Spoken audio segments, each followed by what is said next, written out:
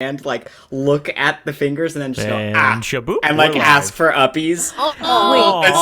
Wait, you know you're live so and cute. the audio can be heard, correct? Yes. Why? I just edit that out in post. Oh, my bad. Yeah, no, you're all good. We're all just gonna move. That's so fucking cute. Because I realized I couldn't test the audio before. So wait, She so was so this girl goes up to known murderer Boba Fett and goes, "I want to go uppies." It was so cute, and like you couldn't see Boba Fett's face, but like you could see just by the body language that like cosplayer was like, "Ah, yes, child, I will give you a hug." Like, oh, it was so cute. Also, by the way, You wouldn't ask Boba Fett for uppies? Yeah, oh, I would. Of course, I would. Also, I can't wait to go to Comic-Con this year and ask Boba Fett for uppies. Oh, absolutely. I might be a little bit too big, but yeah. And that is where we will start the episode. Hey, that'll be a show strength for the Boba Fetts at Comic-Con. Well, You're a freak! You're a freak! Sorry, Kate, what were you asking? I asked if your lights were purple, but that's not important.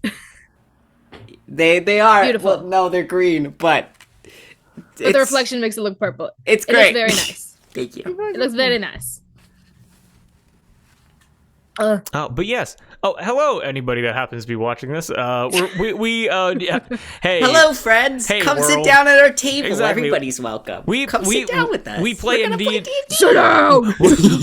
We play D&D, and boy howdy, we have a lot of audio issues. So I'm so sorry. no. You're fine. I'm worried that when Alato episode 1 comes out in like 2 days, it's gonna because I realized that my mic was stronger than it usually was, even though I just copied all the settings over, and I do not know why. Like every time I deal with audio settings, it's like trying to break a bucking bronco. I don't know what the problem is.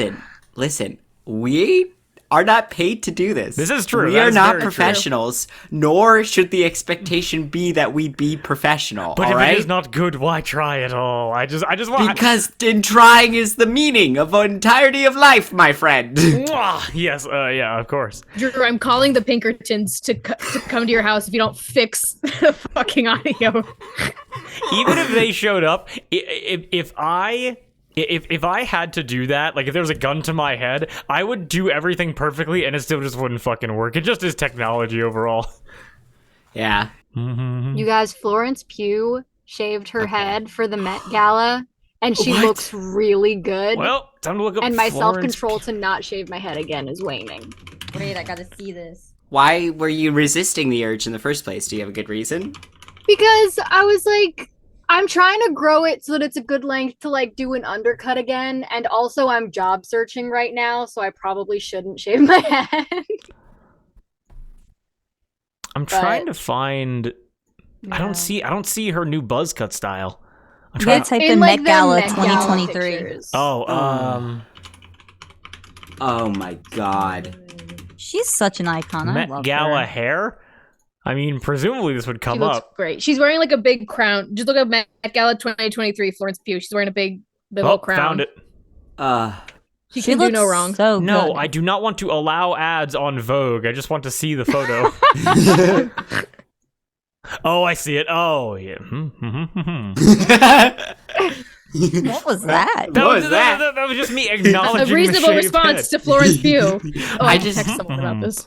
Texting. Also, We're putting this how- episode in historical context. is what we're Exactly. doing. Every time we stream, we have to immediately date it, but with a current day reference. Also, how is her dress able to hold everything? Know what I'm talking It's about? probably Tape. super tight. Yeah, probably and tape. And it's probably tailored to her body Yes. 100%. Yeah. and then tape. Yes. They yes. sew her up in it. Yeah. Okay. Not really, but kind of. Now I'm just going down the Florence Pugh rabbit hole now. I'm gonna get out of there. I gotta. Oh, we could do that. We could do this. We could be here for hours. we, Then we could. Hey guys, welcome to the Florence Pugh stream, where we're just gonna review every photo we can we're find. just gonna look of at Florence Pugh for 3 hours. Oh. Have you seen her in that? I forgot where it was, but I think she was in Venice and she had like this matching like pajama set. Yes. So good. So Mm. good. But with What a all woman. of that, are there any other photos of Florence Pugh which people want to share before we get into it? So many. Did you see Doja Cat dressed up as a cat from Met Gala? Doja I Cat. did see that for a second. I Stop. thought she looked like a Who, like from Whoville. She Oh like my dressed up as the God. cat from Oh, Meme, I'm not sure. from but anyway. Cats, from fucking Cats. Who let this outfit stand? Look at her nose. The person that made it.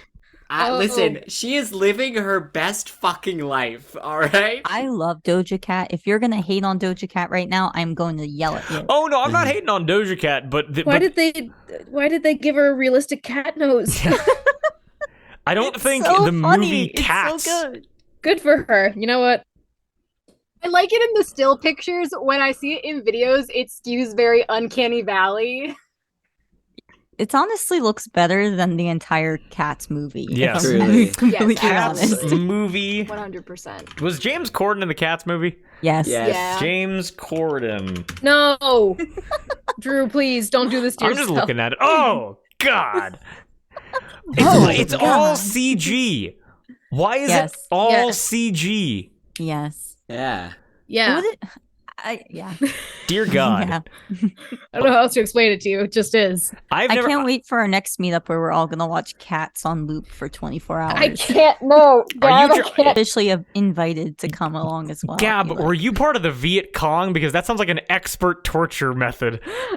Yeah, I'd rather be waterboarded than watch Cats on loop. I don't think I have not think I've had the seen it. displeasure to see Cats yet. I've Yeah, I don't also- think I've I've also also not seen seen Cats. it. Keep it Well, that way. also the problem with Cats is it's not like a fun bad movie, it's just a bad movie. But like the worst part about that is because I actually saw some behind the scenes stuff of the movie Cats, and apparently the set designers were popping the fuck off because for the sets that were like because they're humans dressed as cats and they're supposed to be like the size of cats, and so the set designers made like kitchens and living rooms that were like 3 times scale so that the Yes. actors could like dance on kitchen tables and like have like an actual kitchen around them. That's pretty and, cool. and I was like, why the fuck were they popping the fuck off? And apparently the entire costuming department and the soundtrack department just fell off and just went to sleep for a couple months. Yeah. I don't yeah, know. yeah. I just think that if you're gonna cast James Corden in anything, it's not going to be good.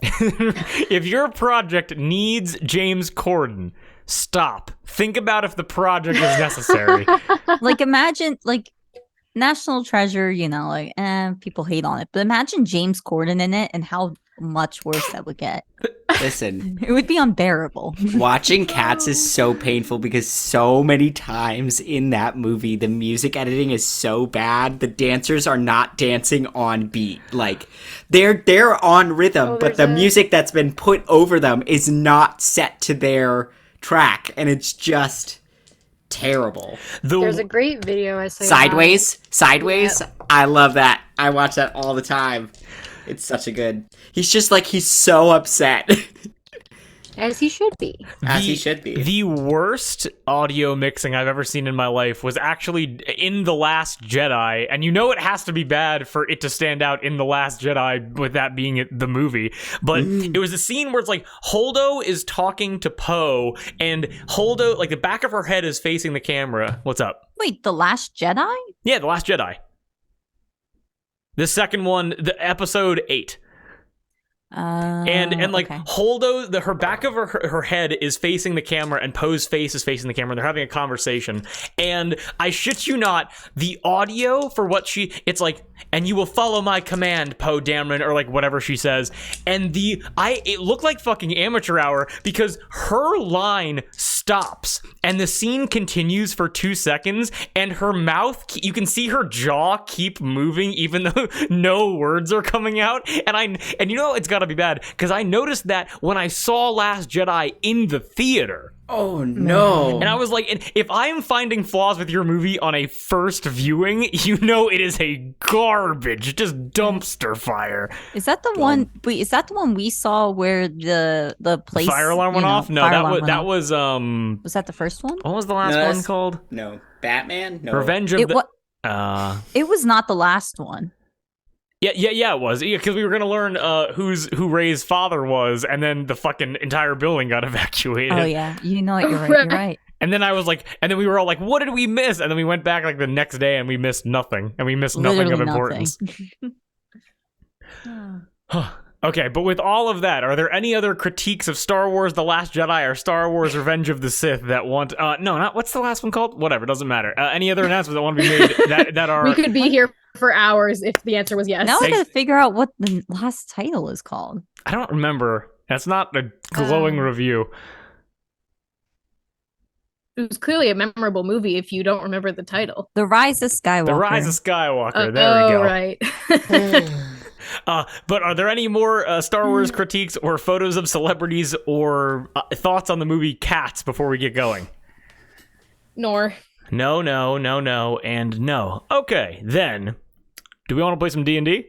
Yeah. Yes, and Yarr. yes. Well, then with all of that, how about we all take a deep and cleansing breath before we hop right into it? Sound good? Yes. Yar. Okay, then if you please join me. Oh. that? That came from deep. I could hear your saw Drew's diaphragm. That was beautiful. What's Go up? ahead.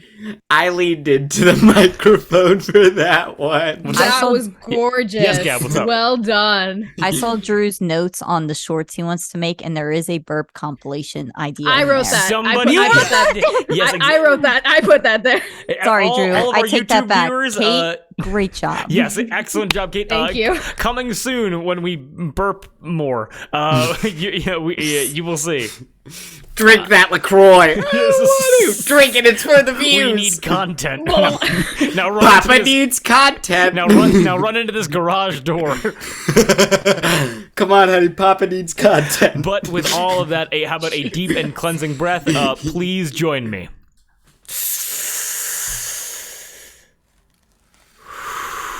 Oh, excuse me. Yes.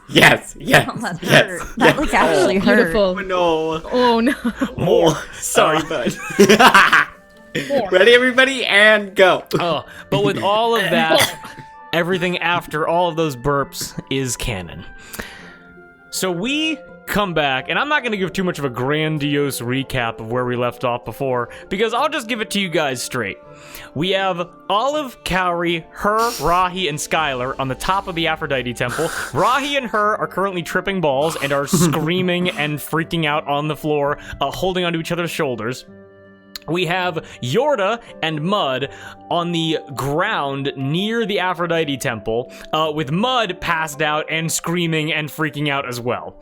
Now, with all of that, Skylar is going to walk over to Rahi and her, both of them immediately just sweating and crying and shaking together. This is some kind of like extended trip, given they both had a full dose of the food and not just one singular bite. As Skylar walks over, and Olive and Cowrie are able to see this, as she walks over and goes, she kind of like puts a finger up to her ear, kind of like covers up like one of her lioness ears, and goes, No, both of you calm down. And you watch as she takes out necklaces. You watch as these necklaces, they have purple crystals kind of dangling from little gold holders on like a silvered chain. And as she walks over, she links the necklaces around Rahi's neck, and then she links two of them around Rahi's neck and around hers neck. And Cowrie and Olive, you're able to watch as like the incredibly panic attacked state that they're both in. You watch as they and as they begin to breathe slower, Rahi rolls onto her back next to her, and although they are both still sweating and crying, they have stopped screaming and they have stopped convulsing, seemingly calming them down. But they're still they are under still the very effects. much in the fear state, but their physical mannerisms have been calmed. With that, what do you guys... Can I make an Arcana check on those necklaces? Like what they are, what they do? You absolutely may, yes. And Cowrie, you can do this as well. Gonna do that. 16. 19. 16, 19. You're both able to recognize, and I'll just ask this question to both of you, Cowrie, Olive, have either of you been to the Tiger's Eye before? If it's a bar in the Arbor, like probably. Okay, and then I don't think Olive has.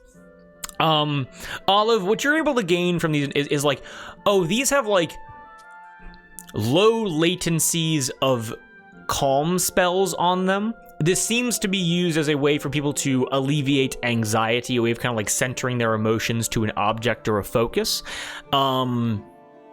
But anything past that, you're kind of unable to glean just from the magical essence themselves. Cowrie, what you would know, as you most likely either have stolen or have tried to steal many things from the Tiger's Eye, the Tiger's Eye also functions as a crystal shop, a mineral shop, a jewelry store. And they are able to sell these different implements, which are able to center people to a certain emotion, similar to mood rings or certain, like within our real world, minerals that are linked to certain emotions or traits. This shop is able to produce things that are able to counteract emotions or maybe act as reminders or simply give solace to people. Make sense? Yeah.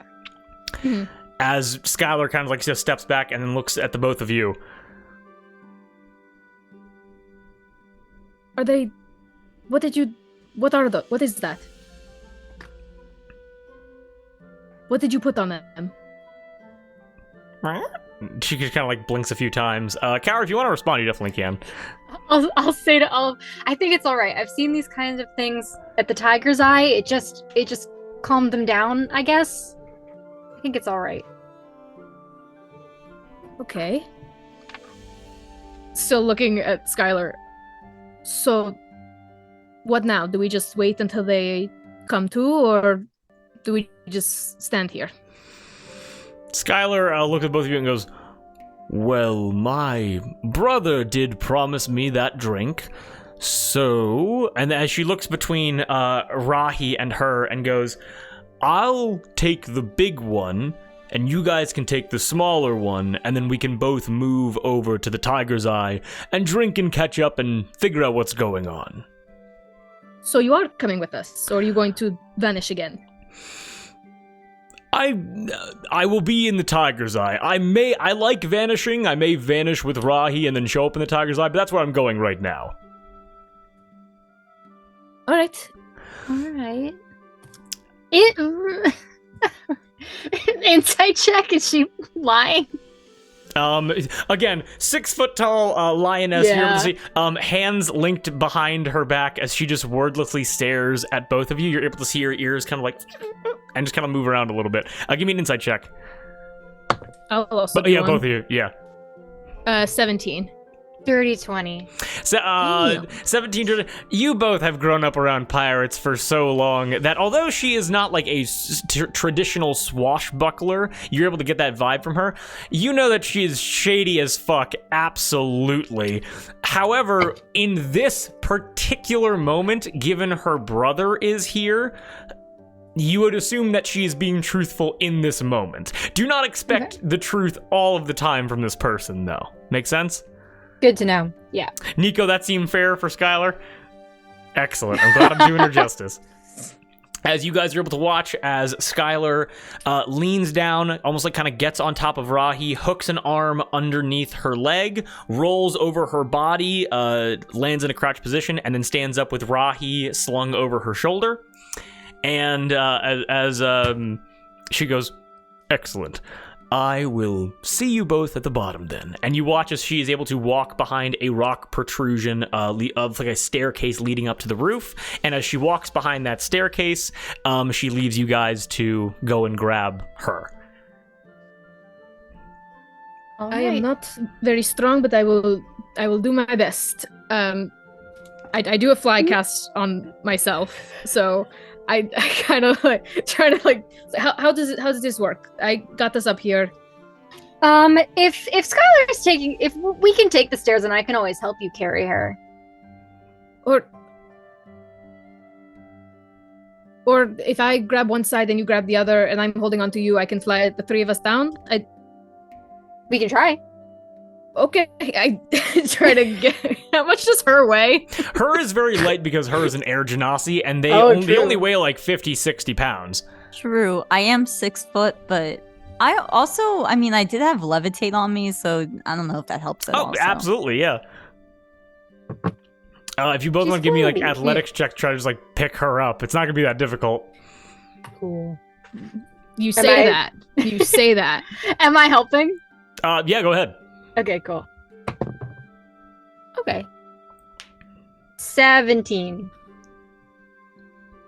Can I just say I gave Cowrie the help action? Yeah, sure. Yes. Okay.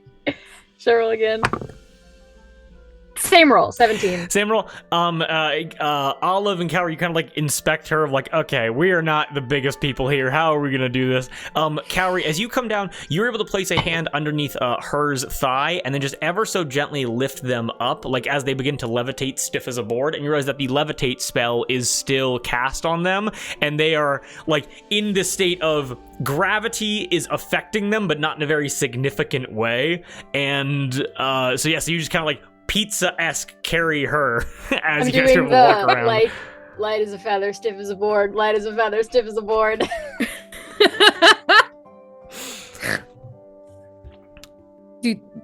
I'm sorry. Do you have her? Yeah, I think so. All right. And then she got hollow bones. Pretty sure that's not how that works. Then with that, I will fly the two of them back down to the ground. Olive, as you, how would you fly Cowrie down? Well, I'm trying to think because they're holding her like a pizza. So I don't know. I guess like I'm trying to like see it out. I think just like kind of the same way she flew them up, like wraps an arm around their shoulder and just like even though it's safe, just gives them like one squeeze before stepping off the roof and flying down.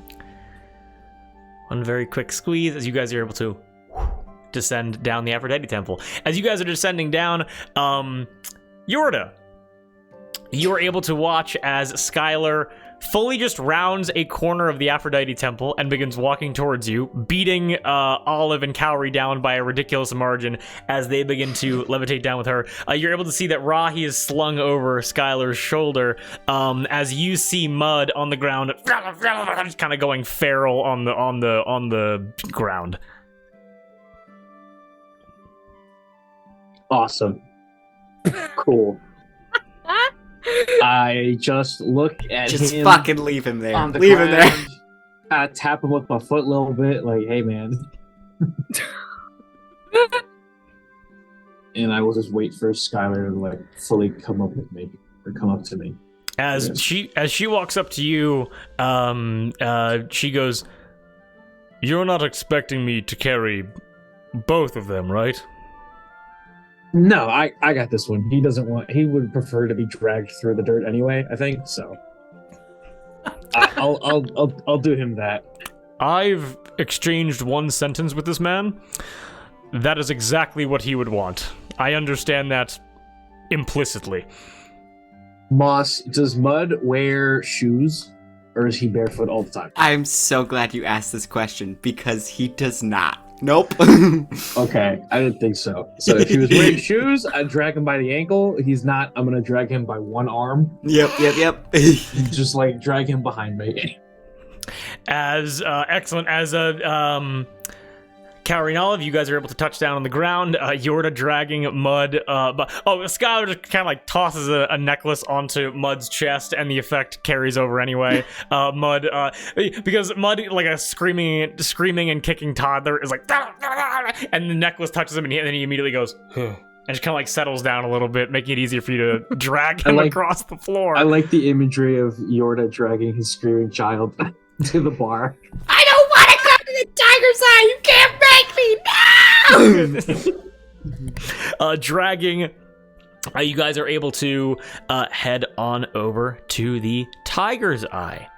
Let me describe to you the Tiger's Eye. Give me 1 second here. And once we're on the ground, I'll help Cowrie with her. Like, kind of like get her between us. Weekend at Bernie's style. Weekend at Rahi's. Weekend at Rahi's. What an an excellent title. That's the name of this episode. That's the YouTube video. As you guys are able to walk up to the Tiger's Eye, walking through just an average wooden latch door, you're able to see a pretty standard entrance or a main foyer of a tavern/inn.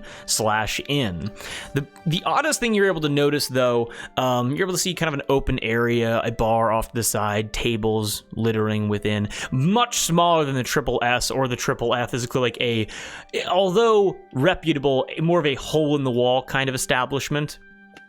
And you're able to see that the only one that you've seen so far in the Arbor, possibly, you're able to see a front desk with a receptionist behind it. With this front desk being a thick glass, with this front desk having like a thick glass plate showcasing crystals and jewels and jewelry and things of the sort. And behind this front desk, you are able to see a tiefling woman. She is middle-aged, and oddly enough, you see that her skin is tie-dye and is ever shifting, almost like a lava lamp. It's as if a rainbow wrapped this woman in a tight hug and never let go. As this woman looks upon all of you and goes, "Oh, hello. My name is Tourmaline. Welcome to the Tiger's Eye. Can I help you in any way? Your friends seem to be sweating and unconscious, and one of them is very dirty." It's just like a stomach thing. I think they're gonna be okay. Don't worry about it.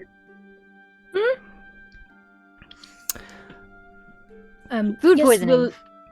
Yes, they're very sick, but I promise it won't. It'll pass in. I don't have a watch. I can't tell time. The old fantasy watch. Yes. Yeah. Les watch in the pocket. It will pass soon, but at least for now, we'll need a room for the three of them. This rainbow tiefling looks upon all of you. Can I have all of you give me a quick charisma saving throw? Ooh. You all get +4 because I am here. That's so sick. I am here. Actually, Skylar needs to make this too. Hold on, wait. 31. Holy shit! 31? What? Jeez, I rolled an 18. It's a saving throw, right? Yeah. I rolled an 18. I got a +7, and I added your 4. I rolled an 8, so I got a. So it's 19. 19. Okay. Because of that +4. Yorda, what'd you I get? got a 27. 27. Skylar passes as well. As you guys entered into this building, you're because hey, all charisma casters, you are able to feel that there is some kind of aura spell on this building, which you all were able to resist the effects of. Can I get each of you to then give me a deception roll? Ooh. Do not get to add anything. That's only a 6. 19. Coin. Natural 20 for a 24. Nat 20. Woo! And then Cowrie, what'd you get? I got a 19. 19. Olive, as you ask for the room, and as you say food poisoning, Tourmaline looks to you, and you're able to watch as her tie-dye skin, it begins to shift almost as the colors move around her body, and again, a mix of almost all colors, but the most dominant one you're able to see is yellow flash across like her face and her arms and her chest as she looks to you and she goes, "You may have a room, but I don't believe it's food poisoning at all." It's not. We were recently at the Triple F Tavern, and the three of them had a bit too much. By the way, Olive, so Yorda and Cowrie, not looking at you guys, she's making intense, like, eye contact with Olive right now. Tourmaline looks at you, Olive, and Tourmaline goes, "Oh, I'm so very sorry to hear that." She then looks at you and she goes, "Have you been to the Triple F Tavern recently?" We all have. Yes.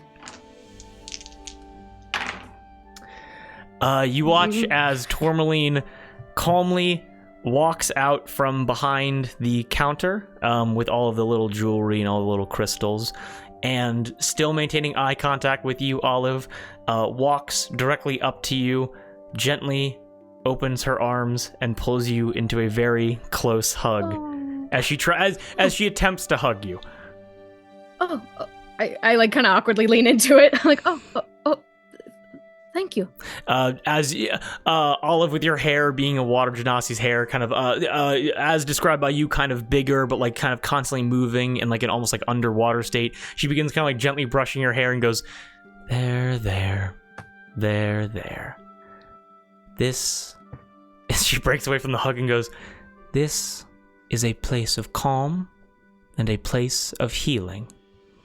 I am sorry to hear that your friends are afflicted by such things, and that you all had and that you all had to experience such distasteful magic. Please come." And as she heel turns and begins walking further into the tavern, you guys are free to follow if you want. Yeah, since we're hauling a load, I'll follow. Everyone follow. You just hear the thunk of Mud's head hitting each stair as he's You just went into my brain and pulled out a sentence. I was about to describe the exact same thing of as Yorda does. Sorry. Yorda, do you want me to get his head? Oh, no. I mean, he's already up the stairs, right? So we're halfway up, so I might as well keep going. Okay. If you've got it. He'll be fine. Don't worry. As you guys, yes. As you guys get to the, you guys walk up the stairs, and you're able to see kind of where the tavern's on the lowest section. The second floor, most of it carved away to give way to a nice, like, multicolored chandelier. The row on the there's a row walkway on the outside of the second floor that leads into certain rooms, and as she opens up one of the rooms, you guys are able to see that there is no bed in the room, but is instead large, almost beanbag chairs that you're able to kind of like rest on. As she goes, "Please, place your friends down here, and I can have an attendant come and make sure that they are tended to, if you would prefer to use our services for yourself." That is very, very kind. Thank you. What services? Well, food and drink, obviously. If you would wish, we craft custom jewelry for you, crystals, small things of the like, that is also possible. We also have an assortment of palm readings. We can clear energy with incense if necessary. And for those of you that need to relax physically, we have massages of both the general and adult variety.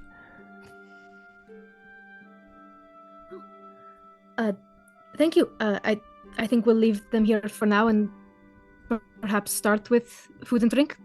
Thank you. Excellent. Is there any chance that we could have something brought here? Tourmaline looks to you, Cowrie, again, making kind of like hard eye contact with you. And what's your spell save DC? My spell save DC is 15. 15?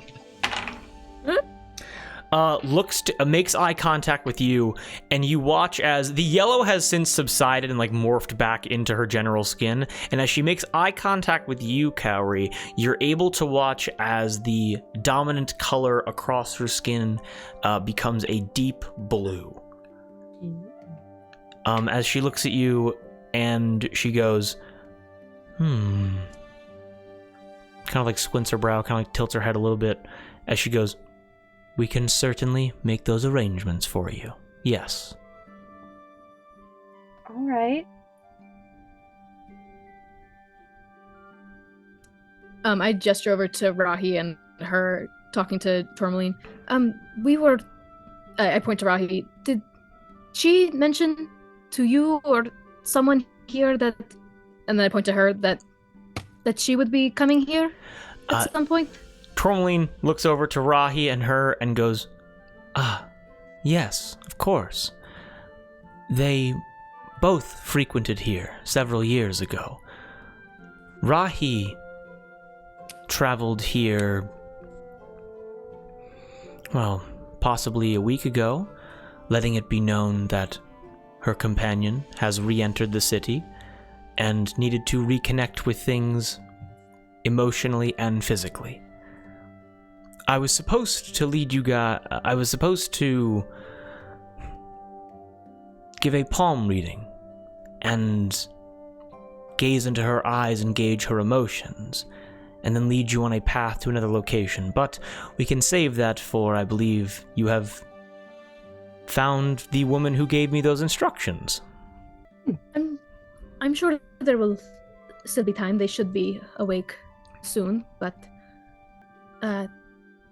thank you. Should we follow you, go get food downstairs, or? Again, like very gentle but hard eye contact, and goes, "Yep." What would everyone like to eat?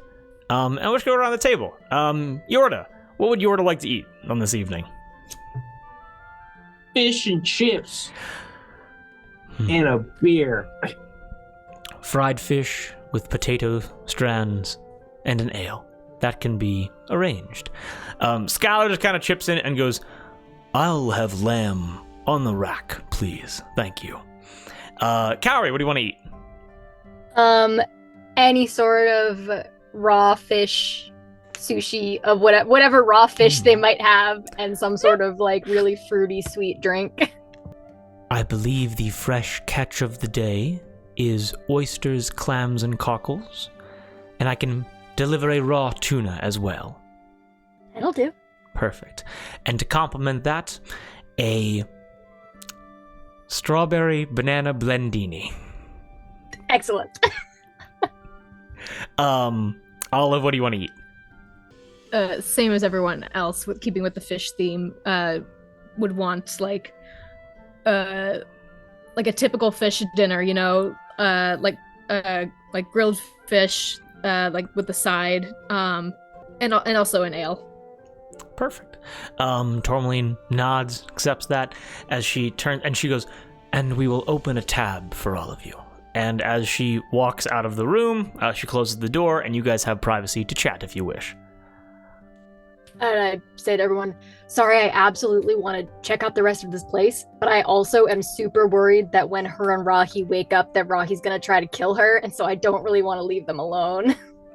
That's absolutely fair. Yorda, how long were we out when we ate the food? Yeah. Like a couple minutes, maybe? Yes, definitely a shorter period of time than Rahi, her, and Mud have been out for so far. You guys, they should have been back by now. Did you guys see her? We all witnessed them just collapse, right? We didn't know. Yes, and when we got there, they were holding each other and screaming. Assuming they took the same amount that you guys did in the Triple F Tavern, they should have been awake by now. Then they must have taken more. How did Mud get any? Because we came down and he was out. I don't really know either. I looked away 1 second, and then I heard a noise, and I looked back, and he was on the ground. You heard, "Ooh, crumb." I'm assuming he reacted like some sort of pigeon to something in the air. And I don't know. I mean, for all I know, he could just do this. I've known the guy for maybe 20 minutes. That is true. We do know little to nothing about this person. Well, but if it seems like they'll be out for a while, we could ask someone who works here to watch the door. Yeah, true. If we want to explore. Didn't she say there were people coming to watch them? Oh, yes, she did or- say that, didn't she? DM, right? She mentioned that? She said that. Well, she said you could request that. You guys did not ask for that, but Oh. you know. We'll ask Do, when she do we comes want to back. ask? Yeah, when we'll eat, ask for an attendant, and then And we'll warn that Rahi can be that she can sleep fight sometimes, so that they don't get suspicious. does it? Oh, Expect violence upon yes. Well, waking up. I gestured to Skylar. Skylar was quick on the necklaces they have on them. They calm them down, so it Oh yeah. hopefully will help. But yes, that would be a good thing to warn. Just imagining Rahi sleep fighting. Does it hurt? Only if I'm losing. As you guys kind of sit and discuss that, several minutes go by, and food is then, you just hear. And you're able to watch as, you're able to see an elven man kind of gently push open the door. Thin, pointed face, pointed ears. You're able to see that he is covered in 3, maybe 4 different kinds of animal fur as he goes, I have been tasked with bringing food to this room. Lamb on the rack, fried fish with potato strands, raw fish, and a blended combination of fruits, as well as a fish with a vegetable side, and ales for everybody. Yes, Yes. that would be us. Thank you. And I go to help him with what I'm assuming is many plates. Yeah, it's like a huge tray with plates, with plates Yeah, on yeah. it, as he kind of hands it over to you. Yeah, I help him set it down and start distributing everyone their food. He immediately looks at you and goes, very skillful. Thank you. I've worked in a tavern before, so I have some experience. Sorry, I'm being rude. My name is Olivine. What is yours? Harlan, a pleasure to meet you. Harlan. Very nice to meet you. Thank you for this. Of course. This looks wonderful. Of course. If you would need any more food, any more drink, I'm the head chef here. Simply come to the bar and I will help you as much as I can. Do you believe that you could speak to someone about getting someone in this room to keep an eye on our friends while they sleep out this trip situation? Perhaps someone capable of fighting, because some of our friends can become restless upon waking in a new space. It's very normal. Harlan immediately looks at you and then looks to your sleeping companions and goes, that is Rahi Liha. I will go and grab Gregor right now. As Harlan heel turns and walks out to go and grab someone to help. Solid. He knows what's up. Harlan knows what's up. As the food is then placed in front of all of you. That's all. I don't know why I ended with an upward inflection. It's not me. I hold up my cup like, cheers. To watching our friends on a bad trip. Something we seem to be doing a lot of lately. Yes. Cheers. Like, clink. My seltzer. As all of your glasses cheers and as you guys begin to eat, just to keep with the overall structure of this session so it is not 50%, 25-25, would you mind if we cut away to see what in the world is going on with one of our friends? Absolutely. ahead. As you guys all begin to eat, we are whisked past you as you all begin to chow down, and we come to the cold, sweat, paled face of Mud twitching back and forth as we begin to delve into Mud's mind. Moss, you ready? As I'll ever be. Excellent. We enter into Mud's mind.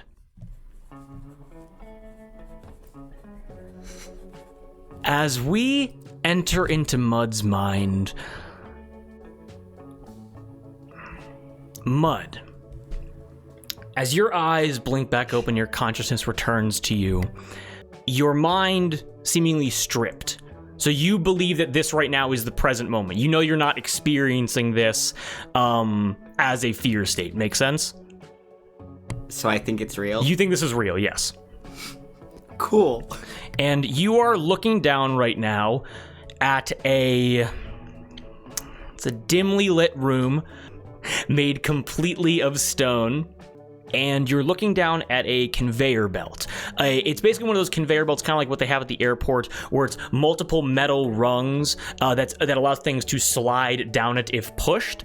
And Mud, you are able to, as your kind of head is cocked down, the first sensation that returns to you is a tightness around your neck. Not choking, but constantly uncomfortable. A constant reminder of your position currently. And as you're able to hear, you're able to see a crate slide down this conveyor belt and come to a stop directly in front of you. You're able to then hear a voice call out, "Meat now!"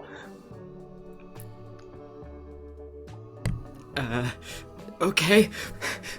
As you cast a quick create food, sliced meat begins to form inside of the crate, and you're able to watch as different cuts of steaks, different cuts of lamb and pork rest atop a bed of salt.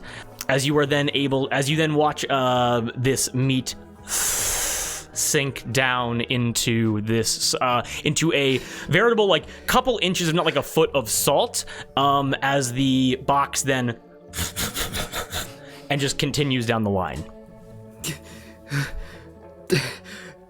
Another box comes down the conveyor belt, and you're able to hear a voice behind you shout, "Grain!" Okay. As you cast, you're able to watch different strands of barley and wheat begin to form within another box. This one empty and seemingly padded with different kinds of cloth to ensure like a lack of damage upon transport. As this box then begins to fill up and up. Please give me a Constitution saving throw. Yes, I will also say Mud's, he's like, he feels the pit in his stomach. He feels like he's starving. Mm-hmm. Would Mud get a +4 because his actual body is... No. That's a 2. That is a 2. For it's not going to beat a 10, but... as another box comes down the conveyor belt, you're able to hear "Vegetables and fruits" called out from behind you. Okay, I got it. As a vine begins to emerge inside of this crate, and you are able to watch as small little cherry tomatoes begin to grow off of it, you are able to feel yourself, your vision begins to go black, and you are then able to only see the world through a pinhole, as that pinhole is then extinguished, and you feel yourself begin to fall as you have now passed out from exhaustion. No. As you pass out from exhaustion, as you believe you're going to hit the floor, you almost feel like a swing, like almost as if you're on monkey bars, that rotates you in a complete circle, bringing you back to your feet. And as you're back to your feet in this moment, you are then able to watch as the world, as candles begin being lit all around you, and you are back in East Side. And you're currently in a wide open hall. And you're able to see off in the back on an elevated stage of all different species. You're able to see minotaurs and orcs and tabaxi and humans similar to yourself, all with bronze collars on, playing different lutes and drums and flutes as music begins occurring around you. And you're able to watch as people, all, again, with these bronze collars on, begin hooking their arms around one another and begin almost lazily dancing with each other. Mud, what would be your first instinct in this space? It's to keep his back to the wall and shuffle along until he finds the food table. As you kind of shuffle along the wall, trying to get over to the food table, give me a quick stealth check. Yeah, he's definitely trying to keep his head down. Ooh. That is gonna be a dirty 20. A dirty 20. You're able to get all the way over to the punch bowl table. You're able to see, as you look down, you're able to see the most decadent display of food you might have ever seen in your life. You were able to see balls of cooked meat. You're able to see different kinds of like strands of pasta. You see cooked rice. You're able to see kind of like fried donut holes on a large table. You're able to see like a bowl of red punch with a ladle sticking out of it. And you're able to see kind of ceramic plates stacked as you're able to get whatever food you want here. Fills his plate. Like his hands are shaking. As your hands are shaking, as you begin to put all of this food onto this plate, you ever go to a cookout and you got that mound of food on the plate? Yes. Know what I'm talking about? You have a mound of food on the plate. He's so focused, he'll like almost turn his back to the room. He's so focused on the food. As you turn your back to the room, you are able to we had Cheesecake Factory. You are able to hear a voice call out to you as you're like about to dig in on this food, and hear him say, "Oh, come on, buddy, you know we gotta dance together." He'll just freeze up and then put down the plate, and like his knuckles will turn white as he will turn around to look at the person. As you turn around to look at this person, you are able to see a double-barrel shotgun broken across their neck. You're able to see Slash Claw looking at you currently. As Slash Claw walks up to you and goes, "Hey, buddy, you enjoying the little charade here? Is it all good for you?" Yeah, I'm having a great time. Oh. Yeah. Looks over to you and goes, "Well, now, buddy, let's be honest here. You're having a great time, and I'm so glad to see it. But really, and of course, enjoy your food." As he then, with shotgun still across his neck, puts a hand up to you and goes, "Would you mind cutting the rug with me real quick before you chow down?" Sure. Yeah, I can do that. Yeah. Oh, perfect. Wonderful. As he takes you by the hand and then begins to pull you into the center of this, like, square dance hall. Give me a quick performance check. You know I got that hot -2 to that shit. That's a natural 20, though. Holy shit! I'm gonna rule with that natural 20 that this is not like a positive feeling of success. This is you doing the best job you possibly can because you understand the danger which is dancing across from you as you guys begin linking arms and kicking off to each other's sides as you begin dancing completely in tune almost perfectly. Yeah. Oh, also, Mud is fully clean right now. Yes, clean as a whistle. Give me an opposed con check right now. Just real quick. Yep, that's a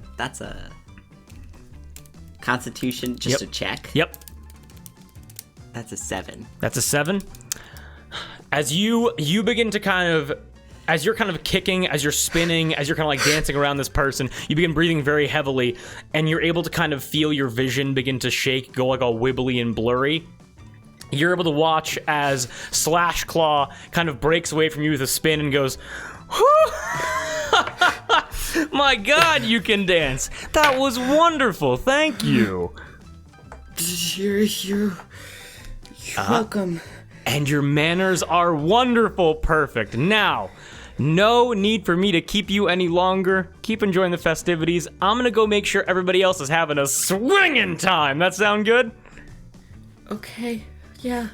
Slash Claw then, before you're able to leave, comes up very close to you. He puts a hand over the back of your neck, and he pulls you close enough that your forehead and his forehead are touching as he goes, "And I just wanted to let you know, you've been doing a really, really good job." Thank you. Perfect. Thank you. Lets you go, spins you around, and goes, "Now get out of here, champ," and pushes you back towards your food.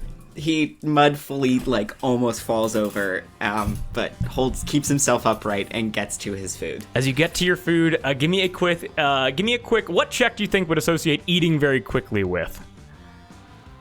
I want to say strength because I'm good at that. Go right ahead. Give me a strength check. Ooh, that's a 17. A 17. As you... Not the best cooked, maybe not the best tasting, but the most delicious meal you've ever seen in your life, you begin to consume probably as quickly as you've ever consumed anything in your life. And you take moments to breathe like you're swimming, as you then continue to consume as much as you can. Yeah. You're able to clear this plate of everything but like several crumbs, maybe like a few strands of vegetables here and there. I like pad the crumbs and like eat those too. As you begin like kind of patting the crumbs, clean plate club. Clean plate club easily. And you see in the buffet has been fully restocked with all the food you could possibly eat. He will take some veggies and just put them in his pocket for later. As you walk up to go and take more veggies, your consciousness leaves your body. And as we come to this tray of vegetables, leafy greens, asparagus, you're able to see mushrooms, certain peppers, we begin to zoom in on these vegetables. And as we zoom in, the vegetables grow larger and larger all around us until it almost forms a canopy above us, like we are inside of this serving platter. And as we are inside of this, the light is snuffed away, and we are then able to hear... And we're able to hear the sounds of animals within this tray of vegetables. As we then notice that the different strands begin to morph into more wild things. Certain stems of broccoli begin to become bark and like tree. You're able to watch as certain like strands of asparagus become overlapping vines, and you watch as the pool of water that accumulates underneath like all these kind of serving pots, that becomes a marshy ground of just wet mud. As we are then able to hear as Mud, you are sprinting through the woods as fast as you possibly can. As you hear behind you, "Come on, buddy, this hurts me more than it hurts you." No, I'll do better. As you are getting, you feel as thorns cut into your arms and your face as you're sprinting away. You have no destination. You're just sprinting as fast as possible as you are stumbling through the earth right now. Give me a quick dexterity check. The 50s music is the perfect juxtaposition for the horror which is happening right now. 6. As you hear, you are able to feel a hound dog bite directly into your Achilles heel and lock you into place, and you are then able to hear another hound dog come out of the woodwork, bite into your other Achilles heel, and then pull you off of your feet so that you land face first in the mud. Just crawling, trying to get his fingers digging in, trying to just get himself away. Give me an opposed athletics check.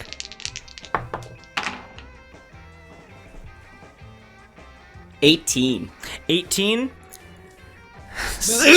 As you are gripping and almost digging into the dirt, trying to get away, as your entire body becomes soaked, as you can feel insects begin to, worms and frogs and bugs. You are in untamed wilderness right now, as one of these hound dogs jumps over its friend and basically does beat your athletics check, sadly, and flips you over onto your back as the rest of your body begins getting covered in this liquid and mud. As you are then able to see a panther dive out of the woods. The panther lands on its front legs, does a full somersault, and turns back into Slashclaw. Slashclaw, with the shotgun broken over his shoulder, goes, oh, you made me work for it. You made me work for it. Okay. And begins walking up to you. Anything you say? No, I did good. I didn't do anything. Shotgun comes off of his shoulder. Two shells get loaded in. Buddy.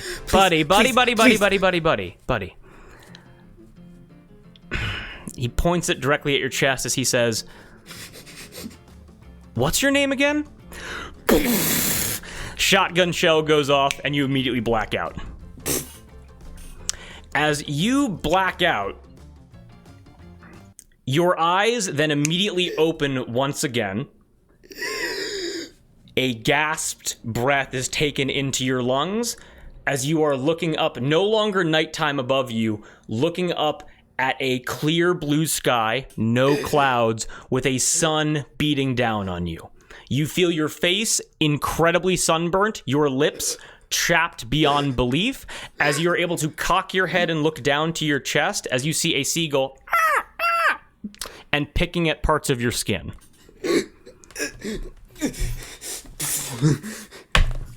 As you sit yourself up,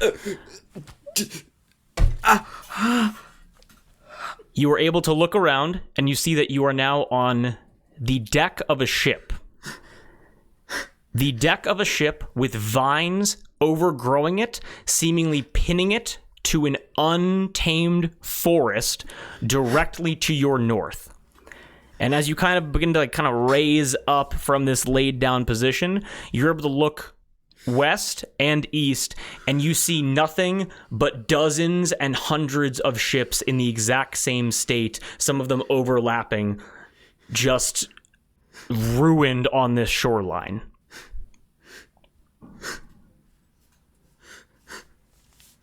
Mud will feel his chest where he was shot, and his fingers will sink in to the holes a few inches and go and will just bolt for the water. And as you bolt towards the water, you are able to hear from the tree line, as you rush towards the sea, you are able to hear as you jump off of the back of the ship towards the sea, and immediately as you touch down in the sea, we are going to cut back over to Cowrie, Olive, Yorda, and Skylar. Timing is going to get a little bit strange as you are still in this fear state. I just wanted to break it up to handle pacing a bit better. But Mud, that is what you see. That is your fear vision. That okay? Y'all good? Okay, perfect. Absolutely terrifying. Thanks, I hate it. As Cowrie, Olive, Yorda, and Skylar all begin to eat, what is discussed? Didn't you say at some point? I'm trying to remember if you had told Cowrie or not, or if this was said while Cowrie was still out, that you knew things about the injection or not. Yes. I once you were out of it, I gave the TLDR version of what happened to you, but I haven't delved any deeper than that yet. I wanted to ask Skylar and Yorda, because Skylar said something about being stationed here. I want to turn to Skylar and Yorda and be like, "Oh, what is it? What is it that you guys do? That you're stationed places?"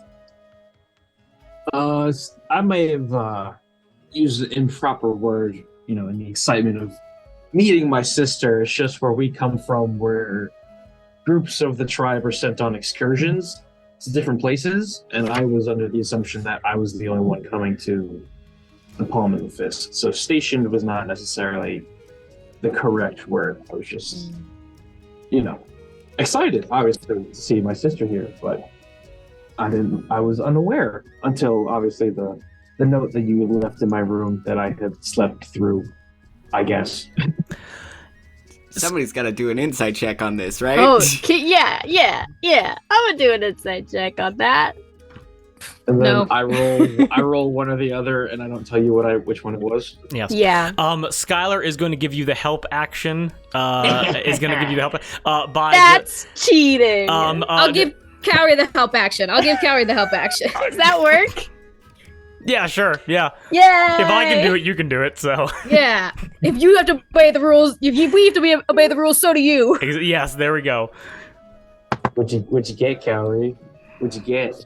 What'd you get? I got a 14. Ah! I got a natural 20. Of which check you don't know. God.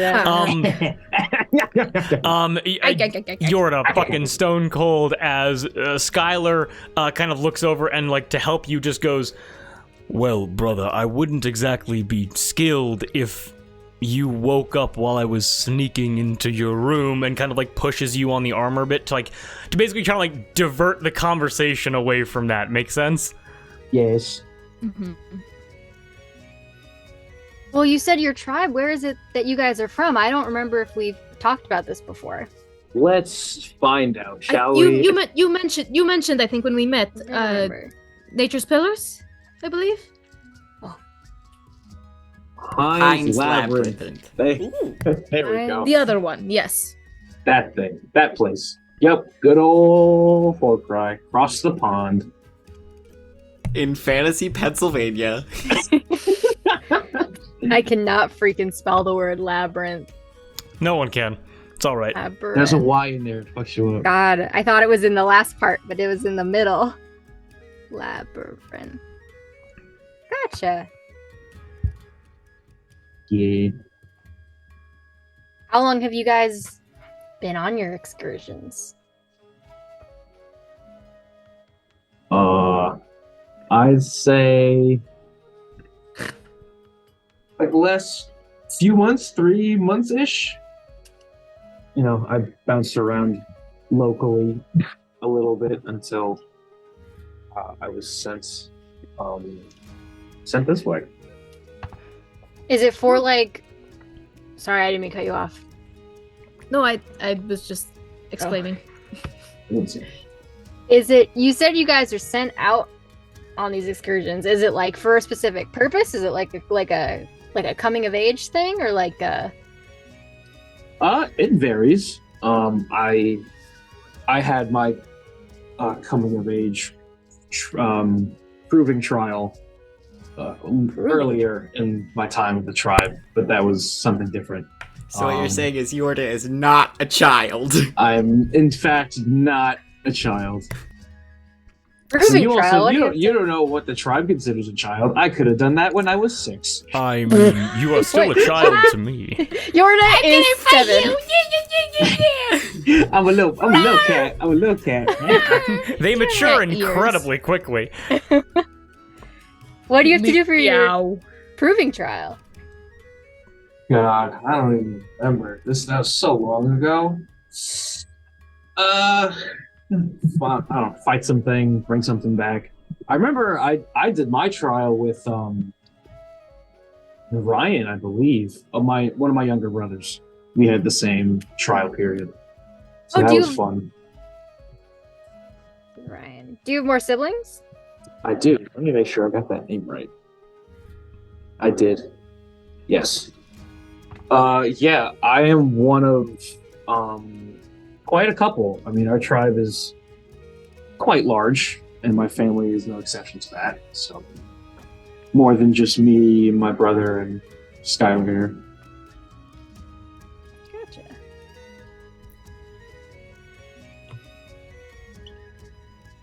I look to Skylar and I ask, was your coming of age trial the same, or was it different for you?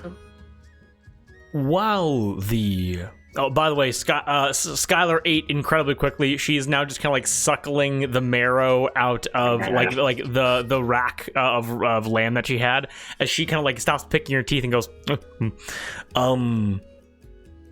well, the objective is usually the same. It is either an objective of defense or offense. It is either a hunt or something regarding combat. However, the methods that people use, that is unique to whatever fighting style they are adept with. I believe Yorda's was a test of tenacity, a test of strength, whereas mine was striking from the shadows.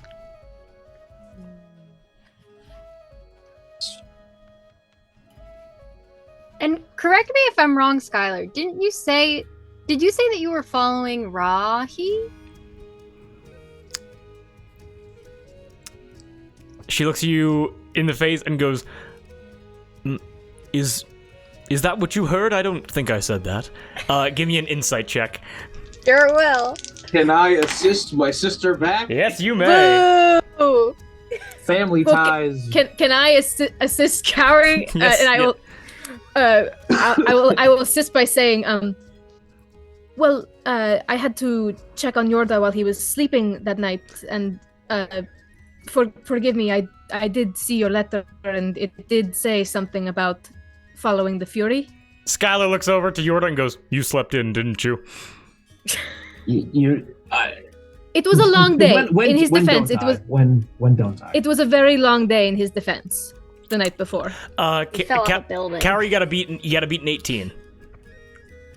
I got exactly an 18. Excellent. Skylar looks over to Cowrie and then looks over to Yorda and goes, and then begins speaking Leonin to you, a language which like only you two speak, and just asks you very quickly, how much do we want them to know? I will respond back in. I haven't said anything till this point, so I don't see a harm in it, but no real reason to tell them anything now.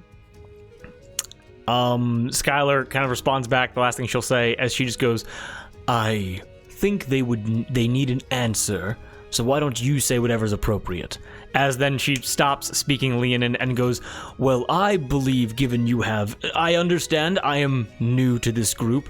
I believe Yorda's, and so will be more trusted than my own. I turn to Yorda. Oh, well, if my sister was following Rahi, I don't think so. As far as I know, Skylar, you didn't know Rahi. Hold on, my until this earphone. point. Sorry. So, to answer your question, no, I don't believe that Skylar was following Rahi. Give me 1 second. I'll keep talking. I'll be right back. Unless Skylar knew Rahi prior to my knowledge of her. No, She that's seemed not very true. interested in her on the roof.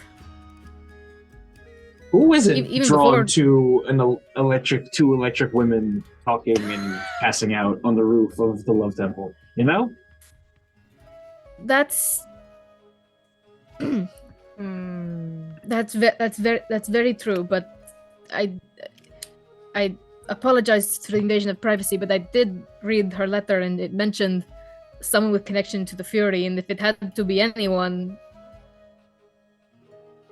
I look at the two of them. When The person we playing Skylar isn't here right now. And I don't know anything.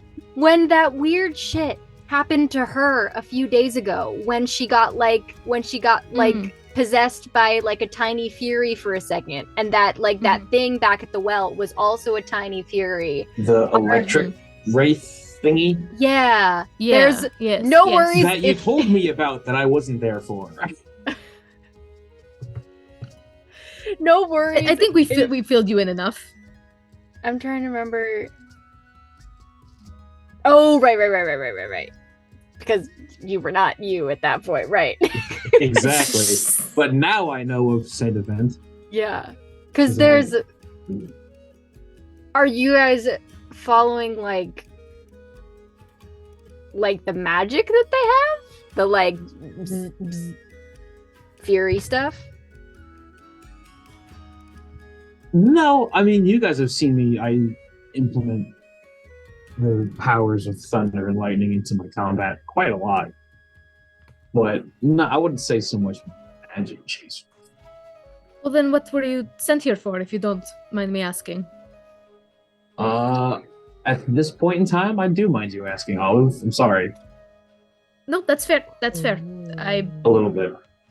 That's okay. And, That's I will drink my drink. I apologize. Did not mean to get so personal.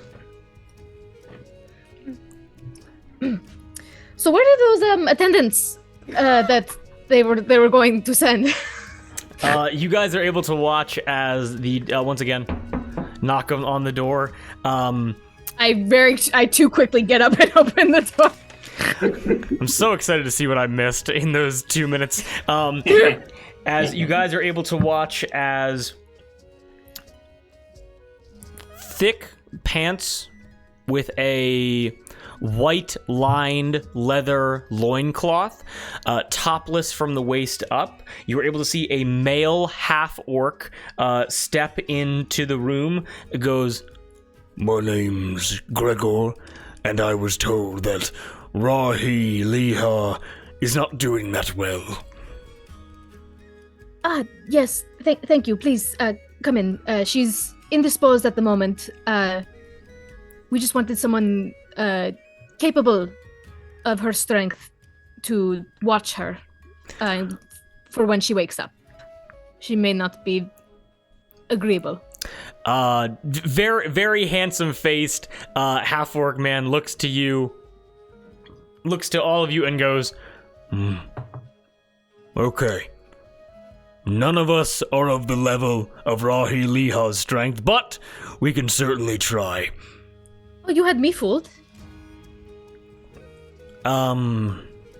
looks over, looks to you, Olive, and goes, kind of shoots you a smile and nods very quickly, kind of like winks, and goes, Well, if I am to be here, would anyone like a massage or a palm reading or anything of the sort, or would you prefer me to just sit by Rahi and pray?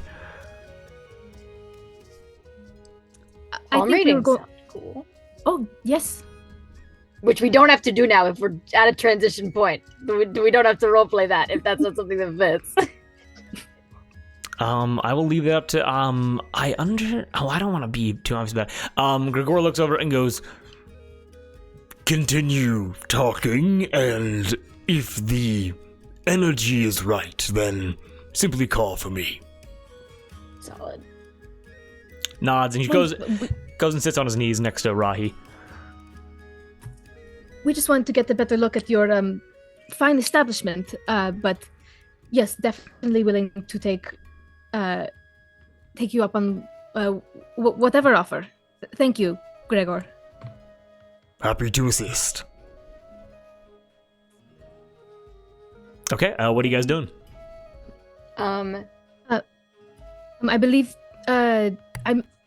Tourmaline mentioned selling of crystals. Do you know where that is? Gregor looks over from Rahi and goes, Yes, go and find Tourmaline and she will be able to help you find the crystals most suited to your energy. Cool. Wonderful. Thank you, Gregor. Nods. Before we go, I'm gonna go over to her, and I'm going to wrap her hand around a piece of like smoothed blue glass and give her bardic inspiration. And after thinking for a second and looking over at Mud, I'm gonna poke him in the cheek and also give him bardic inspiration. Aww. In case Rahi wakes up before we get back. And as that bardic inspiration is given, do you guys get up to go explore the rest of the Tiger's Eye? If everyone's good with it. Or Yes, Yeah. and yes. As you guys stand up to go and explore the remainder of the Tiger's Eye, would this be a good transition point to go over to her and Rahi, or would you prefer to kind of explore around a little bit? What are the vibes? I'm down to watch hers Okay. situation. Her. I do need to run to the bathroom. So Fair enough. Not a problem at all. And how about that, Gab, as you have to step away, why don't we go to a quick break so we can all get water, go to the bathroom, and then buckle in to see what in the world has been going on with her and Rahi. Sound good? Sounds good. Yeah. Excellent. We all having a good time. Yeah. Yes. And yes, we are all going to be right back. Thank you so much.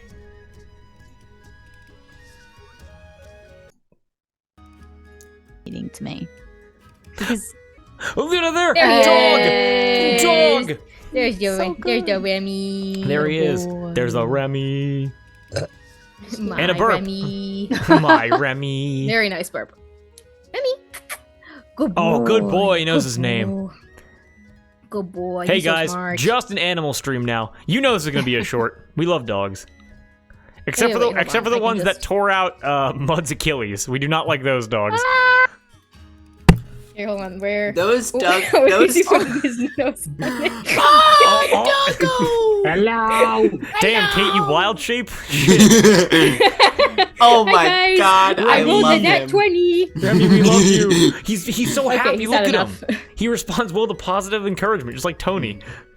Well, he can't hear you guys Oh, because I have my headphones true. in, but he felt it. He felt he did it. feel it. He Yeah. felt it in his heart. Yes. Oh my God, we're back. Can you imagine it? This is the second break ending we've taken. The Whoa. first one is exclusively only for the people who watch us live on Twitch. You missed Kate wild shape into a little dog. Into a beautiful Into dog. a Remy. Into a Remy. Into a romance. Remy indeed. A Remington. To a little man. But yes, are we all ready to hop back in? Yes. We are. Perfect. Let me get my things all ready here. Okay. And we're back.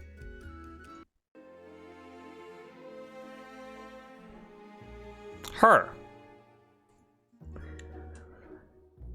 You wake up. Now here is the interesting part of this. Because you are not back on the ship that you were on the last time that you ingested this feared food. Rather, you will be along for Rahi's fear journey. That sound good? Oh yes, 100%. Excellent. Her, as you wake up, you are able to see, you are standing just on cobblestone. You look back and you're able to see the Aphrodite temple behind you, and you look forward and you're able to see the Tiger's Eye, the entrance to the Tiger's Eye. And oddly enough, you're able to watch as a figure walks through you, you being kind of incorporeal in this vision, walks through you. This figure is a woman, knee-high black boots, torn, flowing cloth pants, a long blue and red coat with golden buttons. You see a big, oversized hat, like a tri-corner pirate hat, with parrot's feathers sticking out of it. You're able to see a crow perched on her shoulder, and at their side, two elegant cutlasses. So the scabbards adorned with rubies and gold, with a single rope dart tied around her chest. And as you take in all of this, you watch as this figure puts their hand on the door, the Tiger's Eye, and this figure turns around and looks back, almost just like over their shoulder cautiously, and you're able to see your own face, as this is you. Oh, I hate that. Yeah, continue. You're so hot. As you step into the Tiger's Eye, do you follow yourself? Yeah, of course. I think like cautiously a couple feet behind. A couple feet behind. Or more, yeah. As the door, you kind of stop it and just kind of push yourself through as well. And in the corner of the tiger's eye, actually, give me a quick perception check to see what order you find things in. I don't want to be too nice. We still got to play a game here. Perception. 17. A 17. As you look past kind of the front desk of the tiger's eye, you're able to see standing in the general kind of like seating area where people would traditionally just like kind of like sit to eat and drink and the like.